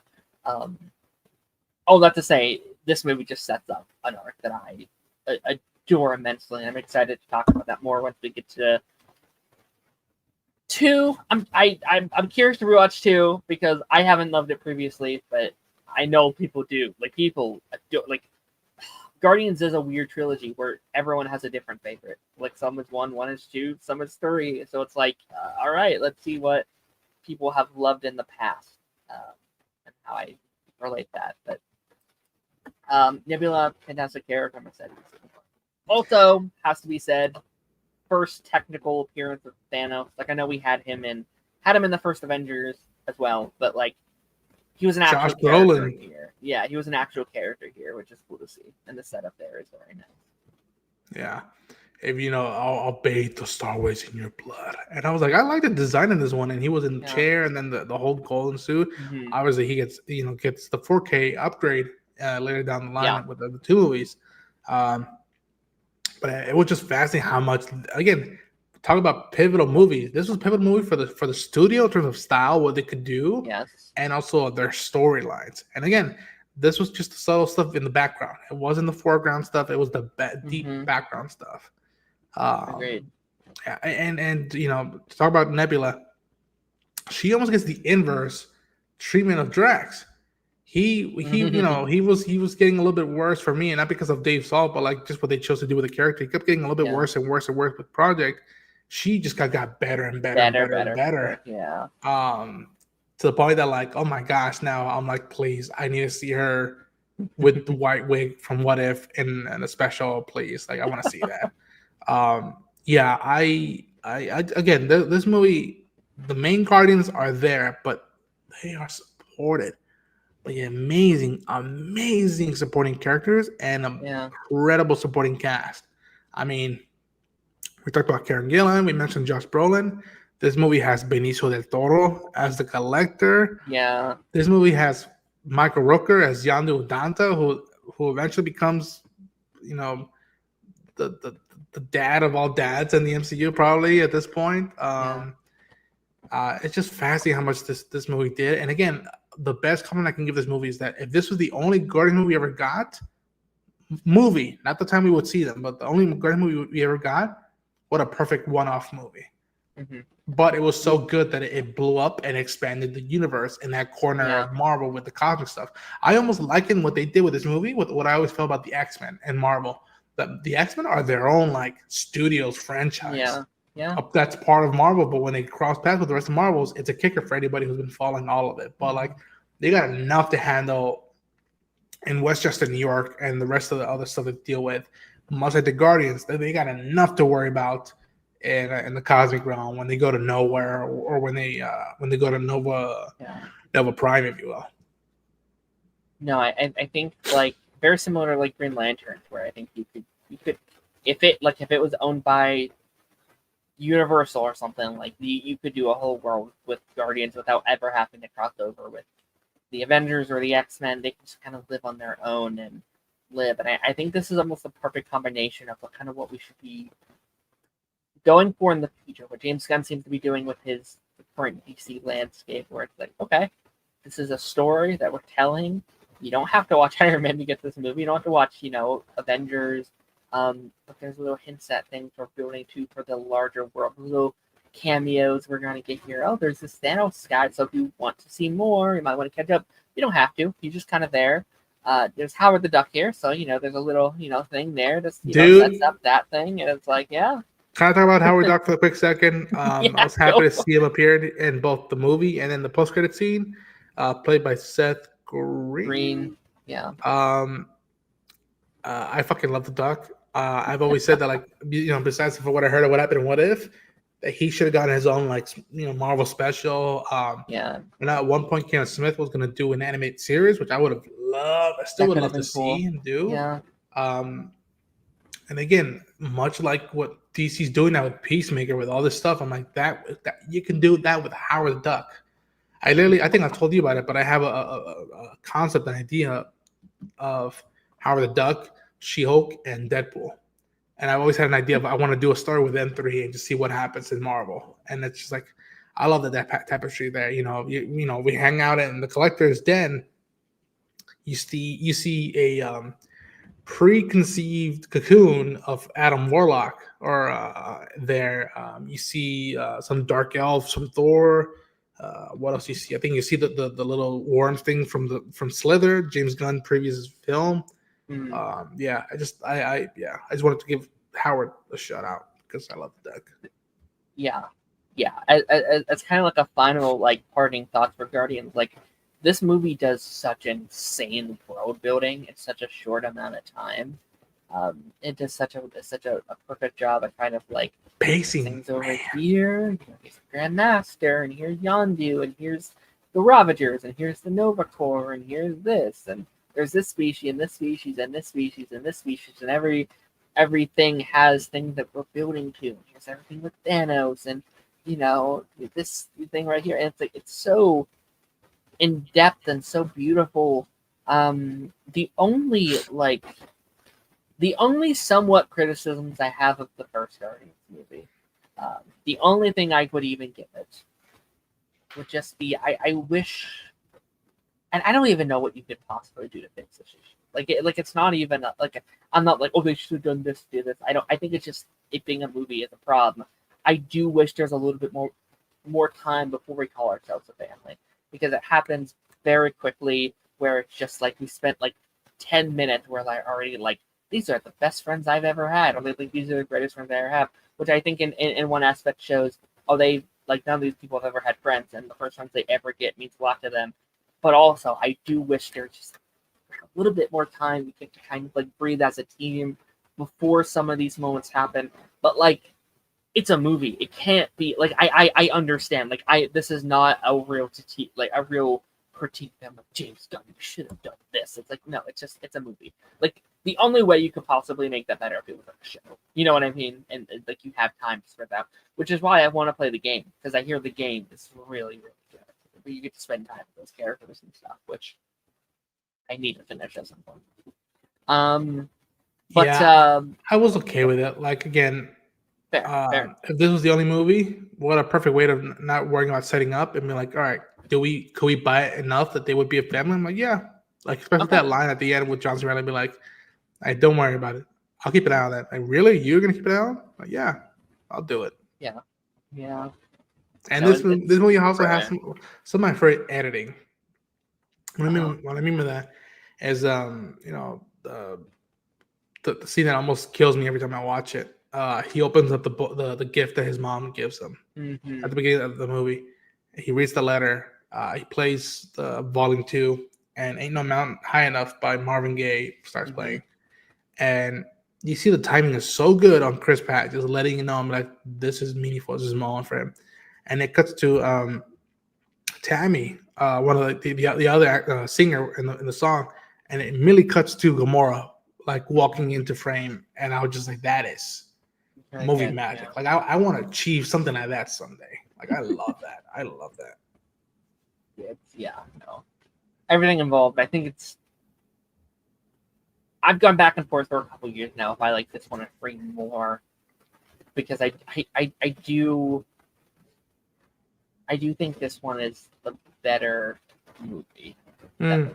I think like editing and music and everything involved is better, but 3 hits me on an emotional chord that no other MCU movie I think has ever reached. Also, we kind of skipped over him. Ronan, this movie Ronan, not you Ronan, No, the villain Ronan. Lee Pace. Who goes for it? I always kind of wanted a little bit more from him. Same. I'm never mad about it. I'm not like, oh, he's a terrible villain, because I do think he does what he's supposed to, but also I do think he's the weakest villain out of the trilogy, and I always wanted a bit more sauce personally, which is why I was so excited for the opening to What If Season 2, because like they start the What If story being like, well, Ronan, like he like won, like he got all the Infinity Stones and he beat Thanos. So it's like, oh, this is incredible. Like, what a cool What If story. And they don't touch on it at all. That's not the story they're telling at all. They're telling Nebula as a cop. Like, that's it. And she's like, oh, she's working with Howard the Duck. So it's like, no. Like, go back to the Ronan thing. That's so fascinating. And they don't. But besides that, I think it's like a 4.5 out of 5 from me. It is a brilliant movie. Okay. I say it's damn near perfect for me. Yeah. It makes my top 10, top 5, top 3 MCU movies, and it's one of them. How you asked me early on about like what's your favorite movie all time? Again, on a good day, I would say this movie. It's up there. It made that big of an impact. It's great. It's fantastic. So you want to get to this other one before we run out of time here today. Avengers: Age of Ultron, which is another very big. Like, we've done some pair ups previously for some of the others. I think this is our first pair up we've ever done. Previously was Dark World, Winter Soldier, and there's a power imbalance there as well. Then I think previously we did Thor 1 and Captain America 1, which are kind of pretty equal, I think, in terms of significance. With this one is like 2 massive, huge movies. And I was curious to rewatch this one. This is one of them I was really excited to rewatch, because I think Age of Ultron is kind of the black sheep of the Avengers franchise. I think Age of Ultron just doesn't really get talked about. And I think especially coming off of like obviously the first Avenger and also like even Guardians of the Galaxy, I think Age of Ultron kind of gets swept under a little bit in terms of the conversations that are being had about it, and Josh Whedon doesn't help because that being a big person involved with it. And I was curious because I've always kind of been in the middle with this one. I was excited to rewatch it, and I will say I had a really, really, really good time rewatching Age of Ultron. And so I think because it is the weakest of the Avengers movies, people in their mind think of it as being bad, like it's a bad movie. Like, oh yeah, that's the bad one. And I don't know after rewatching if I agree with that. I think, and we can dive into more of the, specifics of it. But I think this movie does so many great things that I do think it deserves to be talked about a bit more than it does. Like I'm going through and like I was rewatching this and I was like, man, why don't we talk about this more or this more or this more or this more or this more? Like, this is a fantastic thing that they do. What is your kind of general thoughts on Age of Ultron though? I've always liked it. I never loved it, and I never really hated it. It's weird. It took time for me to appreciate it more and more. I'm not too crazy about the cinematography of it. Yeah. And the choice of lighting. And I'm not saying I'm an expert of lighting or cinematography. Yeah. And I know people have issues with the first Avengers lighting and cinematography. But with Avengers 2, Age of Ultron, this felt like we were starting out the trend of like Civil War, Winter Soldier feels like this, and other movies feel very similar to this palette. Yeah. Fascinating because you can tell that there was a lot of moving around and nothing was pretty planned out. But having said that, I like some of the choices they have. Like, for example, everything with Vision, 10 out of 10. 10 out of 10. Everything with Elizabeth Olsen as Wanda, 10 out of 10. I love her. Oh, really? Yeah, I really dug what they did with Wanda in this one. Although they're not the mutants and all that stuff, I really dug what they did with the characters. And I don't know. Again, I don't hate it, but it is my least favorite Avengers movie. But it's the one I go back to time just to like see, what could have been going on with this character around this time. And also, I remember I appreciate the movie more when I listen to the auto commentary. Now, granted, I listened to that before a lot of stuff came out about Joss and all that stuff, but it helped my connection with the film and what they were trying to do with this film and whatnot. I'm still very intrigued with the choice that Natasha was going to of like, you know what, I wanted to go with Bruce and just go away. But people always hated that putting them together, which it does feel forced. But I'm like, you know what? The easy one that would have been the usual suspect, like, all right, her and Steve are gonna get together, or her and Clint are gonna get together. Like, no, it's her and Bruce, and like, okay, why him, and why does he also have a connection with Natasha? And again, it's a cool like layup because she recruited him, and she promised him to like get him out when stuff was ending in the first Avengers. I love that we get the Science Bros in this movie. We get Tony and one of the highlights, and Bruce doing the science shit. Thor and Rogers are doing the bromance stuff in there. I don't know. Again, I don't revisit this movie that much. I think James Spader as Ultron.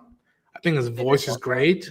I think the initial design was great. It's just at some points it did feel very cartoonish, and I was like, "What is up with some of the lines? What are we doing with this character?" I have a relative who always loved to pinpoint. Ultron is way more scarier in Earth Mightiest Heroes than in fucking Age of Ultron. It's like that should tell you a lot about the perspective with Ultron itself. And again, the ramification that he has on this should have been more felt. I think. I love how the movie. I really dug how the movie ends with the new lineup. I think that's a cool thing to throw in the mix because this was very much almost closing the book on said squad and like, never mind, we're gonna bring everybody back later on. So this movie's a lot, but it's worth talking about, and I don't think it's something that it doesn't make my bottom part of the MCU. It's probably somewhere right smack in the middle, but it's worth talking about, I think, from time to time. No, like it's definitely like I definitely don't think it's perfect by any means. Like I think a lot of the things you mentioned, it's weird because I think it's a good movie with a lot of things kind of like a lot of hiccups being like, oh, this is a really fun movie, but then it's like, well, there's this little thing and then this little thing and then this little thing and this little thing, this little thing, and like little things can kind of add up over time. Where it's like, okay, this puts a little bit of a damper on it. But I think maybe why I loved it so much this time around, and I think it's one thing that keeps Age of Ultron as such a special movie. It is really the only full-fledged Avengers movie. It really is the only where you have like the first Avengers, which is them all forming, coming together. Hawkeye's not even in it for half the movie. They're all doing their thing. And then Infinity War, they're broken up. Endgame, they're kind of a mishmash of everyone, which is fun. It's cool. But this is the only movie where the original six are there for the entire time, working together as a unit, as a team. And I love everything revolving just the cast being together so much. Their chemistry, their back and forth, their fight scenes.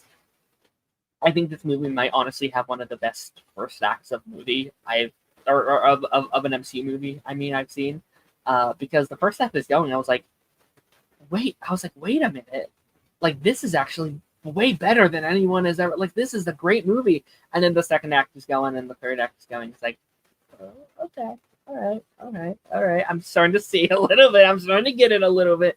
But the first act is so good with like them doing the thing, and then they're coming back, and then there's the party.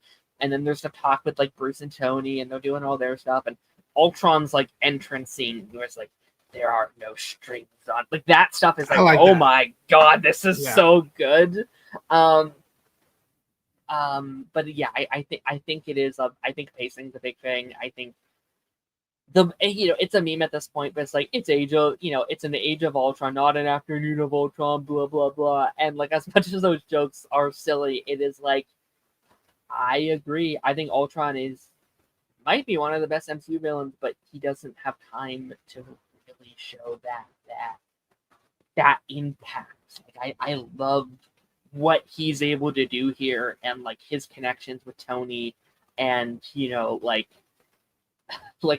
like that like Ultron is supposed to be the solution to a character like Thanos. Like he is supposed to, like, if his plan had succeeded, the Avengers never would have had to break up. Nor would Thanos have won, and it's like he never would have died. B, and then they would have never broke up again. Like all these events would have been different if Ultron would have succeeded and if plans would have went through. So I think that makes such a fascinating thing with like that dynamic and Steve, like what Steve is going through in this movie, where he's just trying to keep this shit together. Like he's just the Avengers supposed to be different from Shield and all that. Yeah. Oh my god, like that stuff is fascinating, and like you see the setups for Civil War here. Like it's in the first one as well, but like you're going into this one and you're like, oh, I kind of forgot how they've always bickered and how they've always kind of had a slight problem with each other, and they are family, they are brothers, but it's like, oh boy, it's there, and the conflict is fascinating, and Bruce is such an interesting middle child because he's trying to please everyone, but he's kind of slowly inching over to Tony's side of things, and Tony has such an influence over him. He's like that temptation is like so beautiful. It's like, oh man, I kind of do want to try this out. I kind of want to do this thing. Look how this movie is referenced, and not in an indirect way, but like in Endgame. I thought I told you a long time ago that what we needed was a suit of armor around the world. Remember, no matter how much it costs our precious freedom, that's what we needed. And it's just like, look at it now. Like, did he have a point? Was it at a cost or whatnot? Like that up there, that's the end game. It's like, oh, yeah. all right. So like, yeah, no, that stuff is so good and so amazing. I do agree. I think like Bruce and Natasha, sorry, are the I think they're worst parts of the movie for me, unfortunately. At least their dynamic, like it is. I've never been against Bruce and Natasha. I've done well, and I think there's hints of it in the first Avenger. I'm like, okay, all right, let's see where it goes. And they freaking like they put their foot on the pedal in this one. They're like, all right, we are doing it. We're fully, and it's like, okay, all right, and there's so much talks of like retirements and ending things and wrapping things up, and maybe I'd feel differently if they ever committed to any of it, but this is it. Like we don't go back to it much in Infinity War or Endgame, and Natasha dies, so I think maybe that's even a worse part of it, is that it literally goes nowhere. Like Bruce runs away scared, which could be cool if they pay it off in a satisfying way, but it's like nope. Like he does this thing and he runs away, and then she's sad for a while, but it doesn't really matter or amount to anything really. So, and you see the Joss Whedon of it all in the writing and how it's portrayed, especially Black Widow. It's been a theme on this retrospective series of like how they treated Natasha, and what they've done with her as a character, and some of it's okay. But then some of it's like, yeah, well, they really did it because she's the only female cast member. And I think it's really apparent in this one. And we talked about last time how good she was in Winter Soldier, how she was a full-fledged character. And this one, it's like, I'm the girl, I'm the hot one. Oh, look at me. I love Bruce. Oh boy, I love her. And it's like, she is so much more. Like she gets locked in a cage for the entire third, or like most of the third act. It's like, what are we doing? Yeah. I look at it now. I'm like, how do you go? Because I like her in the first Avengers movie. I like her in that one. I could admit though that like Winter Soldier, man, oh man, that she like just holding her or not. But that's just fascinating because like, all right, take away Winter Soldier. How do we go from Avengers to Age of Ultron? It's just like there's a big like downplay of that. And I know Scarlett was pregnant at one point and whatnot, but I'm like, that still sort of shouldn't have holding you back on that in terms of the writing one. And I know, and he said it that like he felt disappointed in himself in terms of the writing where he was at with this movie, which I feel like I can also put that in both Josh and also the studio and be like, all right, you're following up your biggest move you've done up to your studio at that point. Mm-hmm. If he still needed time to write the movie and just hone it in, postpone it. Wait till later on. Granted, yes, these are big celebrities and stars right now, but like it's gonna come at a cost if you don't if we don't hone in the script. Which again, we talk about it now. It's just like is the script finished? You know, sometimes movies go into production without a finished script, and somehow it's a miracle if they pull it off. Iron Man, for example, that's a miracle that they pulled that off. But it also who you're surrounded with when you're in that process, and like I can't even imagine what was going on behind the scenes when they just came to the writing of it.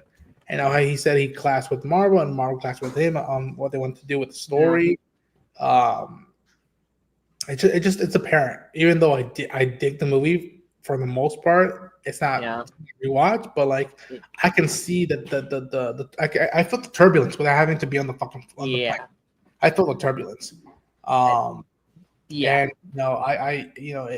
sucks because again, something I wish they would have done a better layup for is even someone like Maria Hill. She's holding the laptops and stuff, and she's there at the end for the backup. But like this movie should have also helped out, and her be like potentially being next successor as Shield director. And then I don't want to get into what they do with her later on. Oh God, yeah. But like there's so much they still could have done with this movie, but yeah. That's it's really you could tell that almost this movie was the example of like Avengers was the main focus and they let Guardians do the wild thing on the side. Like, all right, go do your thing. We know it's a risk, but go make something. All right, Avengers is the big IP, and it's so awkward now that like I think still Guardians is the thing that like has been more consistently good than Avengers, and yet.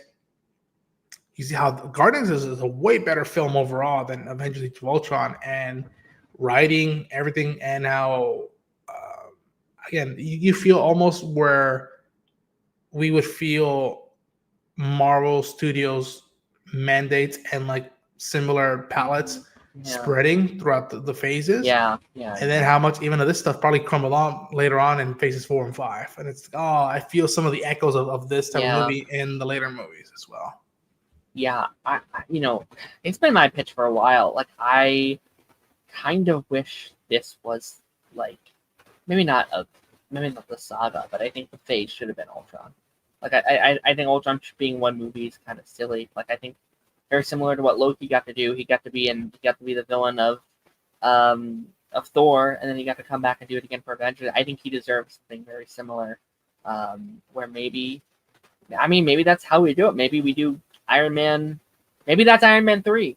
Man, like have Ultron be the villain. Actually, that could have been sick as hell. Like after what he experiences in Iron Man 3, he's like, all right, I'm gonna do this, break Ultron, and he doesn't win, and it leads into Avengers: Age of Ultron. Like have that, like feel the consequences. That's how you end off the phase or something like that. Could have been awesome if they'd done right. But yeah, I agree. I think once you enter the second act, especially, you're seeing the cracks in the walls. You're seeing it's like, oh, that little thing and that little thing and that didn't look so good and that little thing. But also it's a movie that it's very, very, very important for the future of the MCU. It is the first name drop of Wakanda in the Marvel Cinematic Universe. We have Claw that's introduced in this one, which is great. You have characters like Wanda and Pietro, which is introduced in this one. Just to bounce off your thing, because I know you said you love Wanda in this movie. I don't know. I didn't vibe for her so much in this movie, and I think mainly just because she is, I guess, so different to what she ultimately becomes. It's so drastically different. And I feel like she doesn't do a lot. I feel like neither of the twins do a lot until the third act. Like they are kind of just there for me as a foil, where it's like, oh shit, who do we have fight the Avengers? It can't just be Ultron the whole time and goons. The twins come in, they cause trouble, and their fight scenes are awesome. I think they're really, really cool. But I don't think they quite have a nail on what Wanda is yet. the Pietro stuff is a rabbit hole. I know it's a rights thing. I know they only had him for one movie, so they're always to kill him off. But I thought that was stupid. that was handled. I think is really really dumb. And maybe if it felt more impactful, I could be like, oh no, it's a really good way. But I don't know Pietro. They didn't make me care at all for that character. I cared slightly more for Wanda, which is good. She continues, but like didn't care at all. Even though I liked what they were doing with Clint and like Clint's dynamic with these kids, and like he's that father figure of nobody will know, nobody. Just like it's that stuff, which like Clint's I think the MVP of this one. This is to me easily Clint's best movie, his best project in this. Like the family stuff with the ranch, I was just like that stuff is so good. The stuff with his his wife, which we eventually know is Mockingbird. What they're doing there, and this like retired family where it's like, sorry, I have to be there from everybody, and it's like that stuff, and Nat being the, that's like, that's Aunt Nat, and like what's that like fantastic line where it's like, you don't think they need me, it's like actually I think they do, and that's scary. It's like, oh man, that's so good, and like I know all the memes where it's like, oh, they lost Infinity War because Hawkeye wasn't there, but like I do think he is the heart of the group in many ways, which is nice after he didn't get to do much in the first Avengers, and then he just did not. And then that scene between Clint and Wanda in the barn, or like in the little shack area, it's another one of my favorite MCU scenes where it's like, listen, you walk out that door, you're an Avenger, and it's like, dude, that's great. That has it on in Civil War where like he goes to get her out. He's like, all right, you want to simmer all this, be sad, but if not, get your shit together. And he's almost been like a coach, and I think that it goes a lot. That's why I love the dynamics, because her brother gave his life for him, so he's in a way almost looking out for her before he passed and after he passed. Yeah. And you see their dynamics in Endgame when they're saying goodbye to both Natasha and Viz by the lake. And I love the dynamic between them. It was a great scene. It is beautiful, and like it's interesting that he's been trying to retire since Age of Ultron, and he is still an active member of the Marvel Cinematic Universe. Since then he did Age of Ultron, Civil War, Avengers Endgame, 8 episodes of a TV show. He's been talking about doing another 8 episodes of a TV show. Plus, I'm going to just go out on a limb and say he's in Avengers Doomsday. I have a feeling he is. Or Secret War. He's in one of them. He wants to come back. He'll be there. He's alive. So it's so interesting to see. And this is a trope in movies where this is my last outing and they get pulled back in, right? But it is interesting that they were doing stories about retirement in the second installment of the franchise. Like, that is like, why? I feel like you didn't have to. That's a swing. You didn't have to. Not for one character, for 3. Natasha, Clint, and Bruce were all like, I'm done. It's like, why? I don't need you to do that. And I think for Clint it works. I think for him and his story it works. Because it's like, well, I'm a family man. We have a new baby coming. I don't want to risk this family and mine. Like, I like that there. On the other side, not so much. But, like, I think that stuff is interesting for sure. Vision is also introduced in this one. It's Wanda and Vision are both characters I forget weren't there from the start. Like, they don't come until like almost the end of phase 2. Both feel like they've been here forever. Would you say this is Vision's best project? Like, best appearance? Because I think he's really good in this one. He's really good in it. I think much like Nebula, he gets better and better. Yeah. Like, he was phenomenal in Civil War. I mean, WandaVision just breaks my heart every time I think about that show and all that and what they went through. Can't do this, Wanda. Yeah. So yeah. And again, even like the moments where like when he comes to life, Wanda says, "I saw into your stone and saw a vision." And he's like, "Look again." And then you cut to later on when they're prepping to go on the mission. She's just staring at him. She's looking at him, fascinated by him. Yeah. And then what happens at the end when she's about to die? He comes back and swoops her, and I remember me like watching out, like they're gonna get together, and oh my gosh, the House of M and all that shit's gonna happen. I was just like, oh, that just him rescuing her, holding her like that. I was just like, They're doing the novella shit I love about them. I'm like, oh, I can't wait for that. And I mean, to me, the biggest one that like blew my mind was just like, the whole thing of like I'm a monster. Of like, I don't want to destroy Ultron. He's unique, but his rage is going to destroy the Earth. And I'm on the side of life. I love that good line. And you have some banger lines in here. There's that line in like the final bits of the movie where like life isn't precious because it lasts. It's like, oh man, that's the thing isn't beautiful because it lasts. It's the purpose to be among them. Yeah, that's it. Yeah. He's like, what do you say? Stark wanted a savior, and he settled for for a servant. And he says, I guess we're both disappointments. And there's beauty and their tragedy. I think you missed that part. And he's like, thing isn't beautiful because it lasts. You're desperately naive. He's like, well, I was born yesterday. I just like, again, just a beautiful back and forth. Him, saying, you may not trust me, and I don't know which way to, how to prove it to you, but we need to go. Lifts Mjolnir, which was the bit at the beginning of the movie, which I love, and I was like, holy shit, Vision is holding Mjolnir. Yeah, he's worthy. He's good. I'm like, all right, let's go. That's such a good, that was one, I think, the better like bits of the movie where you start the movie and they're all like, well, are you worthy? No. Are you worthy? Yeah. And I think that's such a good setup by the end. I was like, oh, we can trust him because he can wield this hammer. Like, that stuff is a great, just like visual symbolism. The callback to Endgame. Again, this movie also has, ramifications later on. I mean, great. Yeah. I mean, always the argument after the movie came out was like, did Steve deliberately not lift the hammer, or we couldn't lift the hammer? What do you think?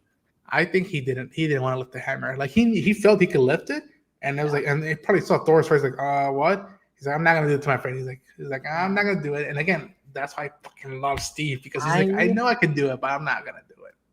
I love that scene so much for like that debate, because I could see it going either way. I think in one regard, I like the idea that because he cares so much about Thor's feelings, he doesn't want to embarrass him, that he can lift the hammer. Like, that's very Steve coded. I also like going down the deeper rabbit hole that he wasn't worthy because he's been hiding Bucky from Tony. Like, I like that aspect. I like that too. I like that too. He isn't worthy yet. He is flawed. Like, I think that makes Cap a lot more interesting of a character. Where he's a perfect guy. He's always been worthy. He's always great. He lies. He has his trust issues. He has flaws. And it wasn't until Tony and Steve are able to like reignite that friendship where, there's that scene. I don't remember who says it to who, but it's like, do you trust me? It's like, yeah, with my life, and then like I do now. Yeah, I do. Yeah, that's your call. Yeah. Yeah, yes, like that. Like, that's when they put bygones be bygones. Yeah. That stuff is like when he officially became more than he was able to do it. But again, it could have gone either way. Maybe it's a bit of both, where like he was almost worthy. He was like, oh, I can feel this. It's like, all right, I'm gonna let. I'm not there yet. I like your take on it. Yeah. I think either way works very well. I'm trying to think, is there any other big thing I want to mention? I like the like soft inclusion of like your, already kind of mentioned it, but like your new Avengers, like, Rhodey is getting more involved with the team at large. Like, he's hanging out with them at the start, and then at the party, at the party, and then like he shows up at the end again. Part of me kind of wishes Falcon could have had a little bit of a cameo at the end too. Like, yeah, like that could have been cool just to kind of further that. But it's. I think there was probably scenes cut out where he does show up in the forest. Snow. I think again, this movie also was one of the first movies I remember, like looking into stuff on YouTube, trailers and all that stuff, and I will never forget that like someone had leaked the audio of the footage they showed at Comic-Con, which was that party scene with them lifting the hammer. And I'll never forget someone like drawing as best as they could what they had seen it at Hall H with the audio there. And I remember, I think, hearing that like Falcon was part of that rescue, that mission with him on that hill, and that's why he shows up later on at the party. I'm like, I didn't expect to be called on. I'm like, I know, but what did I?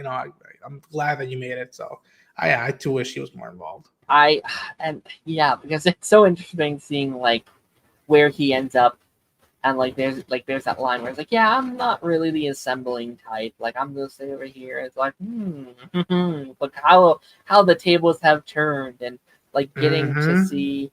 It is a little sad we don't get to see that lineup at least once. Like that lineup at the end of Cap, Black Widow, and I guess we kind of do at the start of Civil War. Civil War barely. Bit. Yeah. But I like that lineup of, especially like with Rhodey. I want to see Steve, Nat, Rhodey, Scarlet Witch, Vision. Yeah. Am I missing someone? I think it's those 5. Yeah. With Falcon, but yeah. But yeah. So like that's a fun lineup. I would have liked to seen that a little bit more. I don't know where you could have done it, because I know you go right into Civil War and then everything transpires, right? I don't need it, but it would have been cool. I don't know, even like a comic or something where it's like them going out on a mission or something like that. I don't know. But they're a big part of Civil War, which I think that's why it helps when they're debating, that it kind of makes up for them not being in their super suits. Right. Doing action scenes. Like in a debate, each of them have their own thoughts. And it's the crux of that movie at the beginning of like, fuck, what do we do? And what was I say? Did you ever see the deleted scene from that lineup at the end of Age of Ultron? I don't think I have, no. So there's a scene as well that was cut out. They have brought in another member, and it was an actress, blonde, and it was hinting at like a stand-in for Carol Danvers at that time. Oh, and they shot at that same location. About that. Yeah. And I was like, like I wonder what that would have been like. But like again, just too much stuff in the movie. Yeah.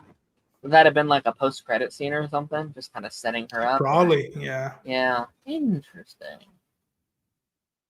Oh, yeah, that'd be interesting to see how she would have been better received if she was just a couple years before the I don't know, I guess that tone of internet outrage. Like I felt like we weren't quite there in 2015. We were getting close, but it felt like 2017 is where that really started. The fake outrage over stupid shit online. It's like how a woman, oh no, you know. Yeah, and even then, like I look at it now, and I'm like, well, she's barely had anything to do with the main team on its own. Like she's not in Infinity War. She's a little bit of it in Endgame. You know, she has a post-credit scene in Shang-Chi, which I was like, that's the most connected I've seen her with. So it would have been fascinating to see if she would have popped up in this era. See what would that been like. But yeah, like you said, there's a completely different era of like, what's the word? Sense of entitlement and whatnot. Yeah. I also want to give a shout out to the fight scenes in this movie. I think it has some of the coolest fight scenes in the MCU. The giant like Hulkbuster versus Hulk scene is like ingrained in my brain. I think that's the coolest shit. And you know what? I gotta admit, Jake might give me shit for this because he loves it. Danny Elfman's score. I did feel like I was like, "Where's Silvestri?" Because the music in the first Avengers movie is so palpable. I was like, "Where's Silvestri?" I missed him in this movie. Yeah. And nothing against Danny Elfman. I like Danny Elfman as a composer, but I was just like, it would have been nice. But I remember hearing the story like that they didn't want to pay Silvestri what he was looking for, and they're like, "All right, fine, we'll get somebody else." And I was just like, which they brought him back for the last few Avengers movies. So I was like, that was cool to see. But yeah, cool. But yeah, like we see that the hints of Cho, Hulk, Dr. Cho in this movie, and how later on her son, I believe her son, takes on the mantle of Hulk. So like you can tell that they're already trying to be like, all right, let's get the first, like you said, let's get the first squad out of the way and just start planning stuff for the future, which hasn't come into any fruition. Yeah, we're still.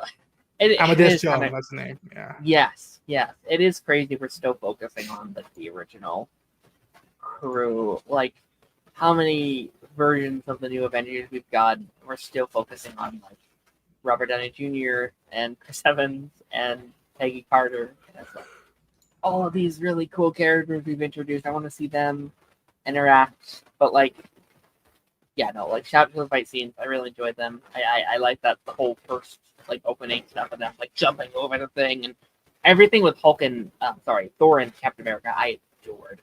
I like that we see them as this established. Like they've been fighting for a while now. And they language. That stuff, like their chemistry, their fight scenes, when they're like, "You want to do this? Okay," throws the hammer, shoots up the shield, it blasts everything. Like that stuff is like so comic booky. I think the first couple minutes of the movie is one of the like most comic booky shit we've seen in a live action like Superman. Like just that stuff is like what I love from superheroes, where just them being heroes and fighting together and like that unity, and it feels so poppy. Even if everything doesn't fire on all cylinders, I am happy that we get scenes like that to be like, you know what, that's really cool. And then in the third act, when it's like all like 8 of them fighting together, the original 6 plus Wanda, Vision, and Quicksilver, it's like that's nice. That's cool to see that we get to have scenes like this. And I think one of the reasons I enjoyed it so much is I miss this unity so much in the Marvel Cinematic Universe. I not necessarily even this lineup, just like any lineup of characters. Like when, even after Thunderbolts, when we get the like, new Avengers scene, I love that scene so much because it was the only sense of the Avengers we've had in years. Even What If, when we had like What If Avengers episodes, I was like, I miss that unity and that togetherness, and all these characters kept coming together in special ways. I think is really special, and I miss that. And I'm excited for Avengers Doomsday, and I hope it can rival this sense of togetherness that I'm waiting for. And there's something special about like a simplicity of a movie like this too, where it's not like 100 characters coming together. It's like it's the main cast plus like 5. You know, it's not doing too much. And now we're looking at like what is it, like almost 30 cast members right now, and we're like, oh, but there's still half the cast left. It's like whoa. Mm-hmm. And I love that. Like we need that right now because of all the characters we have, but also it's like there was something special about the simplicity of phase 1 and phase 2, I'd say. Yeah, and I think we've said it multiple times throughout different podcasts that like before Doomsday and Secret War, there should have been an Avengers movie where it was just Shang-Chi, She-Hulk, Moon Knight, Work by Night, and all them with Sam and all them. Be like, and not make it a fucking end of the world thing, because I feel like even that now has broken down potential for a lot of projects. We're like, all right, is the world ending? All right, but I'll just like just save a block of a city. Just save a group of like sick kids or something like that. I don't know, something like that, where it's just like it's not the end of the world, but it's meaningful, and that's the reason why we need this group of remarkable people to get together and do the right thing. That's all it needs about that. And so we'll see how it is during the next 2 Avengers movies, and we'll see how if there's any Avengers movies afterwards, then I'm going to be too bombastic. I would be so much more down with Downey if there was an Avengers movie without him. I think not having Avengers 5 be 5. Oh, wait, 5. Yeah, this is 5. I think not doing one without Downey and Chris Evans is a damn shame. I think it's a little ridiculous, and I know it's not their fault. I know they're a lot of things contributed to not doing that, but I agree. Phase 4 should have had one, I think, or even phase 5 should have had one. Like it should have been Secret Invasion. They should have just done that, and then you could focus on this. I'd be like, oh, okay, whatever. But I know COVID and strikes and the Kang stuff really messed shit up, and a lot of contributing factors. But with that being said, do you have any final thoughts on either this movie or Guardians of the Galaxy? Either of these that we haven't mentioned that you would like to get off your chest? It also has its moments here and there. I don't revisit it from time, that too often, but once in a while I'll come back and watch a scene or two. I fucking love Guardians of the Galaxy. Adore it. Hopefully it'd be nice if one day I can show this to James Gunn and be like, listen, man, I was there when, let's look at it. Ticket prices, $7. $7 to go see a movie, and I was happy to see it 4 or 5 times. Yeah, this is a great dual dynamic talk about these 2 movies, and especially in this particular era in the MCU and movies in general. Yeah, no, like it wasn't the original plan to pair them up, but for one, if I didn't start pairing them up, I'd be doing this until like 2028 or some shit like that. That's how long it's been. But also, it's like, okay, like the main theme can be do team up movies in the MCU? And I'd say yeah. I think a movie like Guardians shows that. I think a movie like Thunderbolts shows that, even though it didn't financially do very well. And I think Avengers. I think Age of Ultron has some misses, has some hits, but I think the team up aspect of it is the strongest aspect of said movie. Even if it needed some more time to kind of do its thing and all that jazz. But with that being said, Ronan, thank you so much for doing the show today. This was an absolute blast and a half. For those of you who've never watched you before, or have no idea who you are, where can people find you, what you're working on, what you got cooking up, that you can kind of share and talk about? I'm covering Alien Earth and Peacemaker every week for the next few weeks. What else? I'm working on something Tarantino related. What else can I tease? Let's just say that, like, once these two shows conclude, that there's more stuff I want to do with in relation of like either ideas I want to put out the world of what would be cool to watch. I've been talking to someone to do a full-on like cinephile-esque podcast myself. I'm reading, when I'm, for those who don't know, sometimes we watch stuff that we don't want to record ourselves into and put out. So there's some stuff that I've seen. I'm like, what, it could be worth talking about, either a book or a movie, whatnot. I have a reaction I did to a movie that I'm trying to find the time to edit and put it out, the right time to do it. That's animated. I'll leave it at that. So you might see that soon. What else? Yeah, I'm just looking to see what else we can do and what other stuff I can cover and just grow out the channel more. The more, I've said it, I've always tell you that, like, the more my channel grows, the more social media grows, with all that stuff. If I can get the numbers growing and I can get paid to do this more often, I have crazy ideas I want to start doing. I just right now, once the money meets halfway to it, then I can start setting up stuff and whatnot. Incredible. Yeah, go check out Ronan Unchained on your YouTubes and your TikToks and your Twitters. If you like our dynamic, we talk a lot. We talk a lot on, we've done several stuff on my channel. We've done stuff on his channel. We're doing a lot with Peacemaker this season over the next couple weeks. That's very exciting. Nocturnal Nerdcast and Party Nation and the Council of Creators and all the shows. We're everywhere together. We have a blast talking. Go check out our Winter Soldier episode, which is also very, very good. So go check that out. Stuff we're working on for the show over the next couple weeks. Obviously, after the credits, is very busy over the next couple weeks. We got what is it, Monday? We got Peacemaker, Alien Earth, and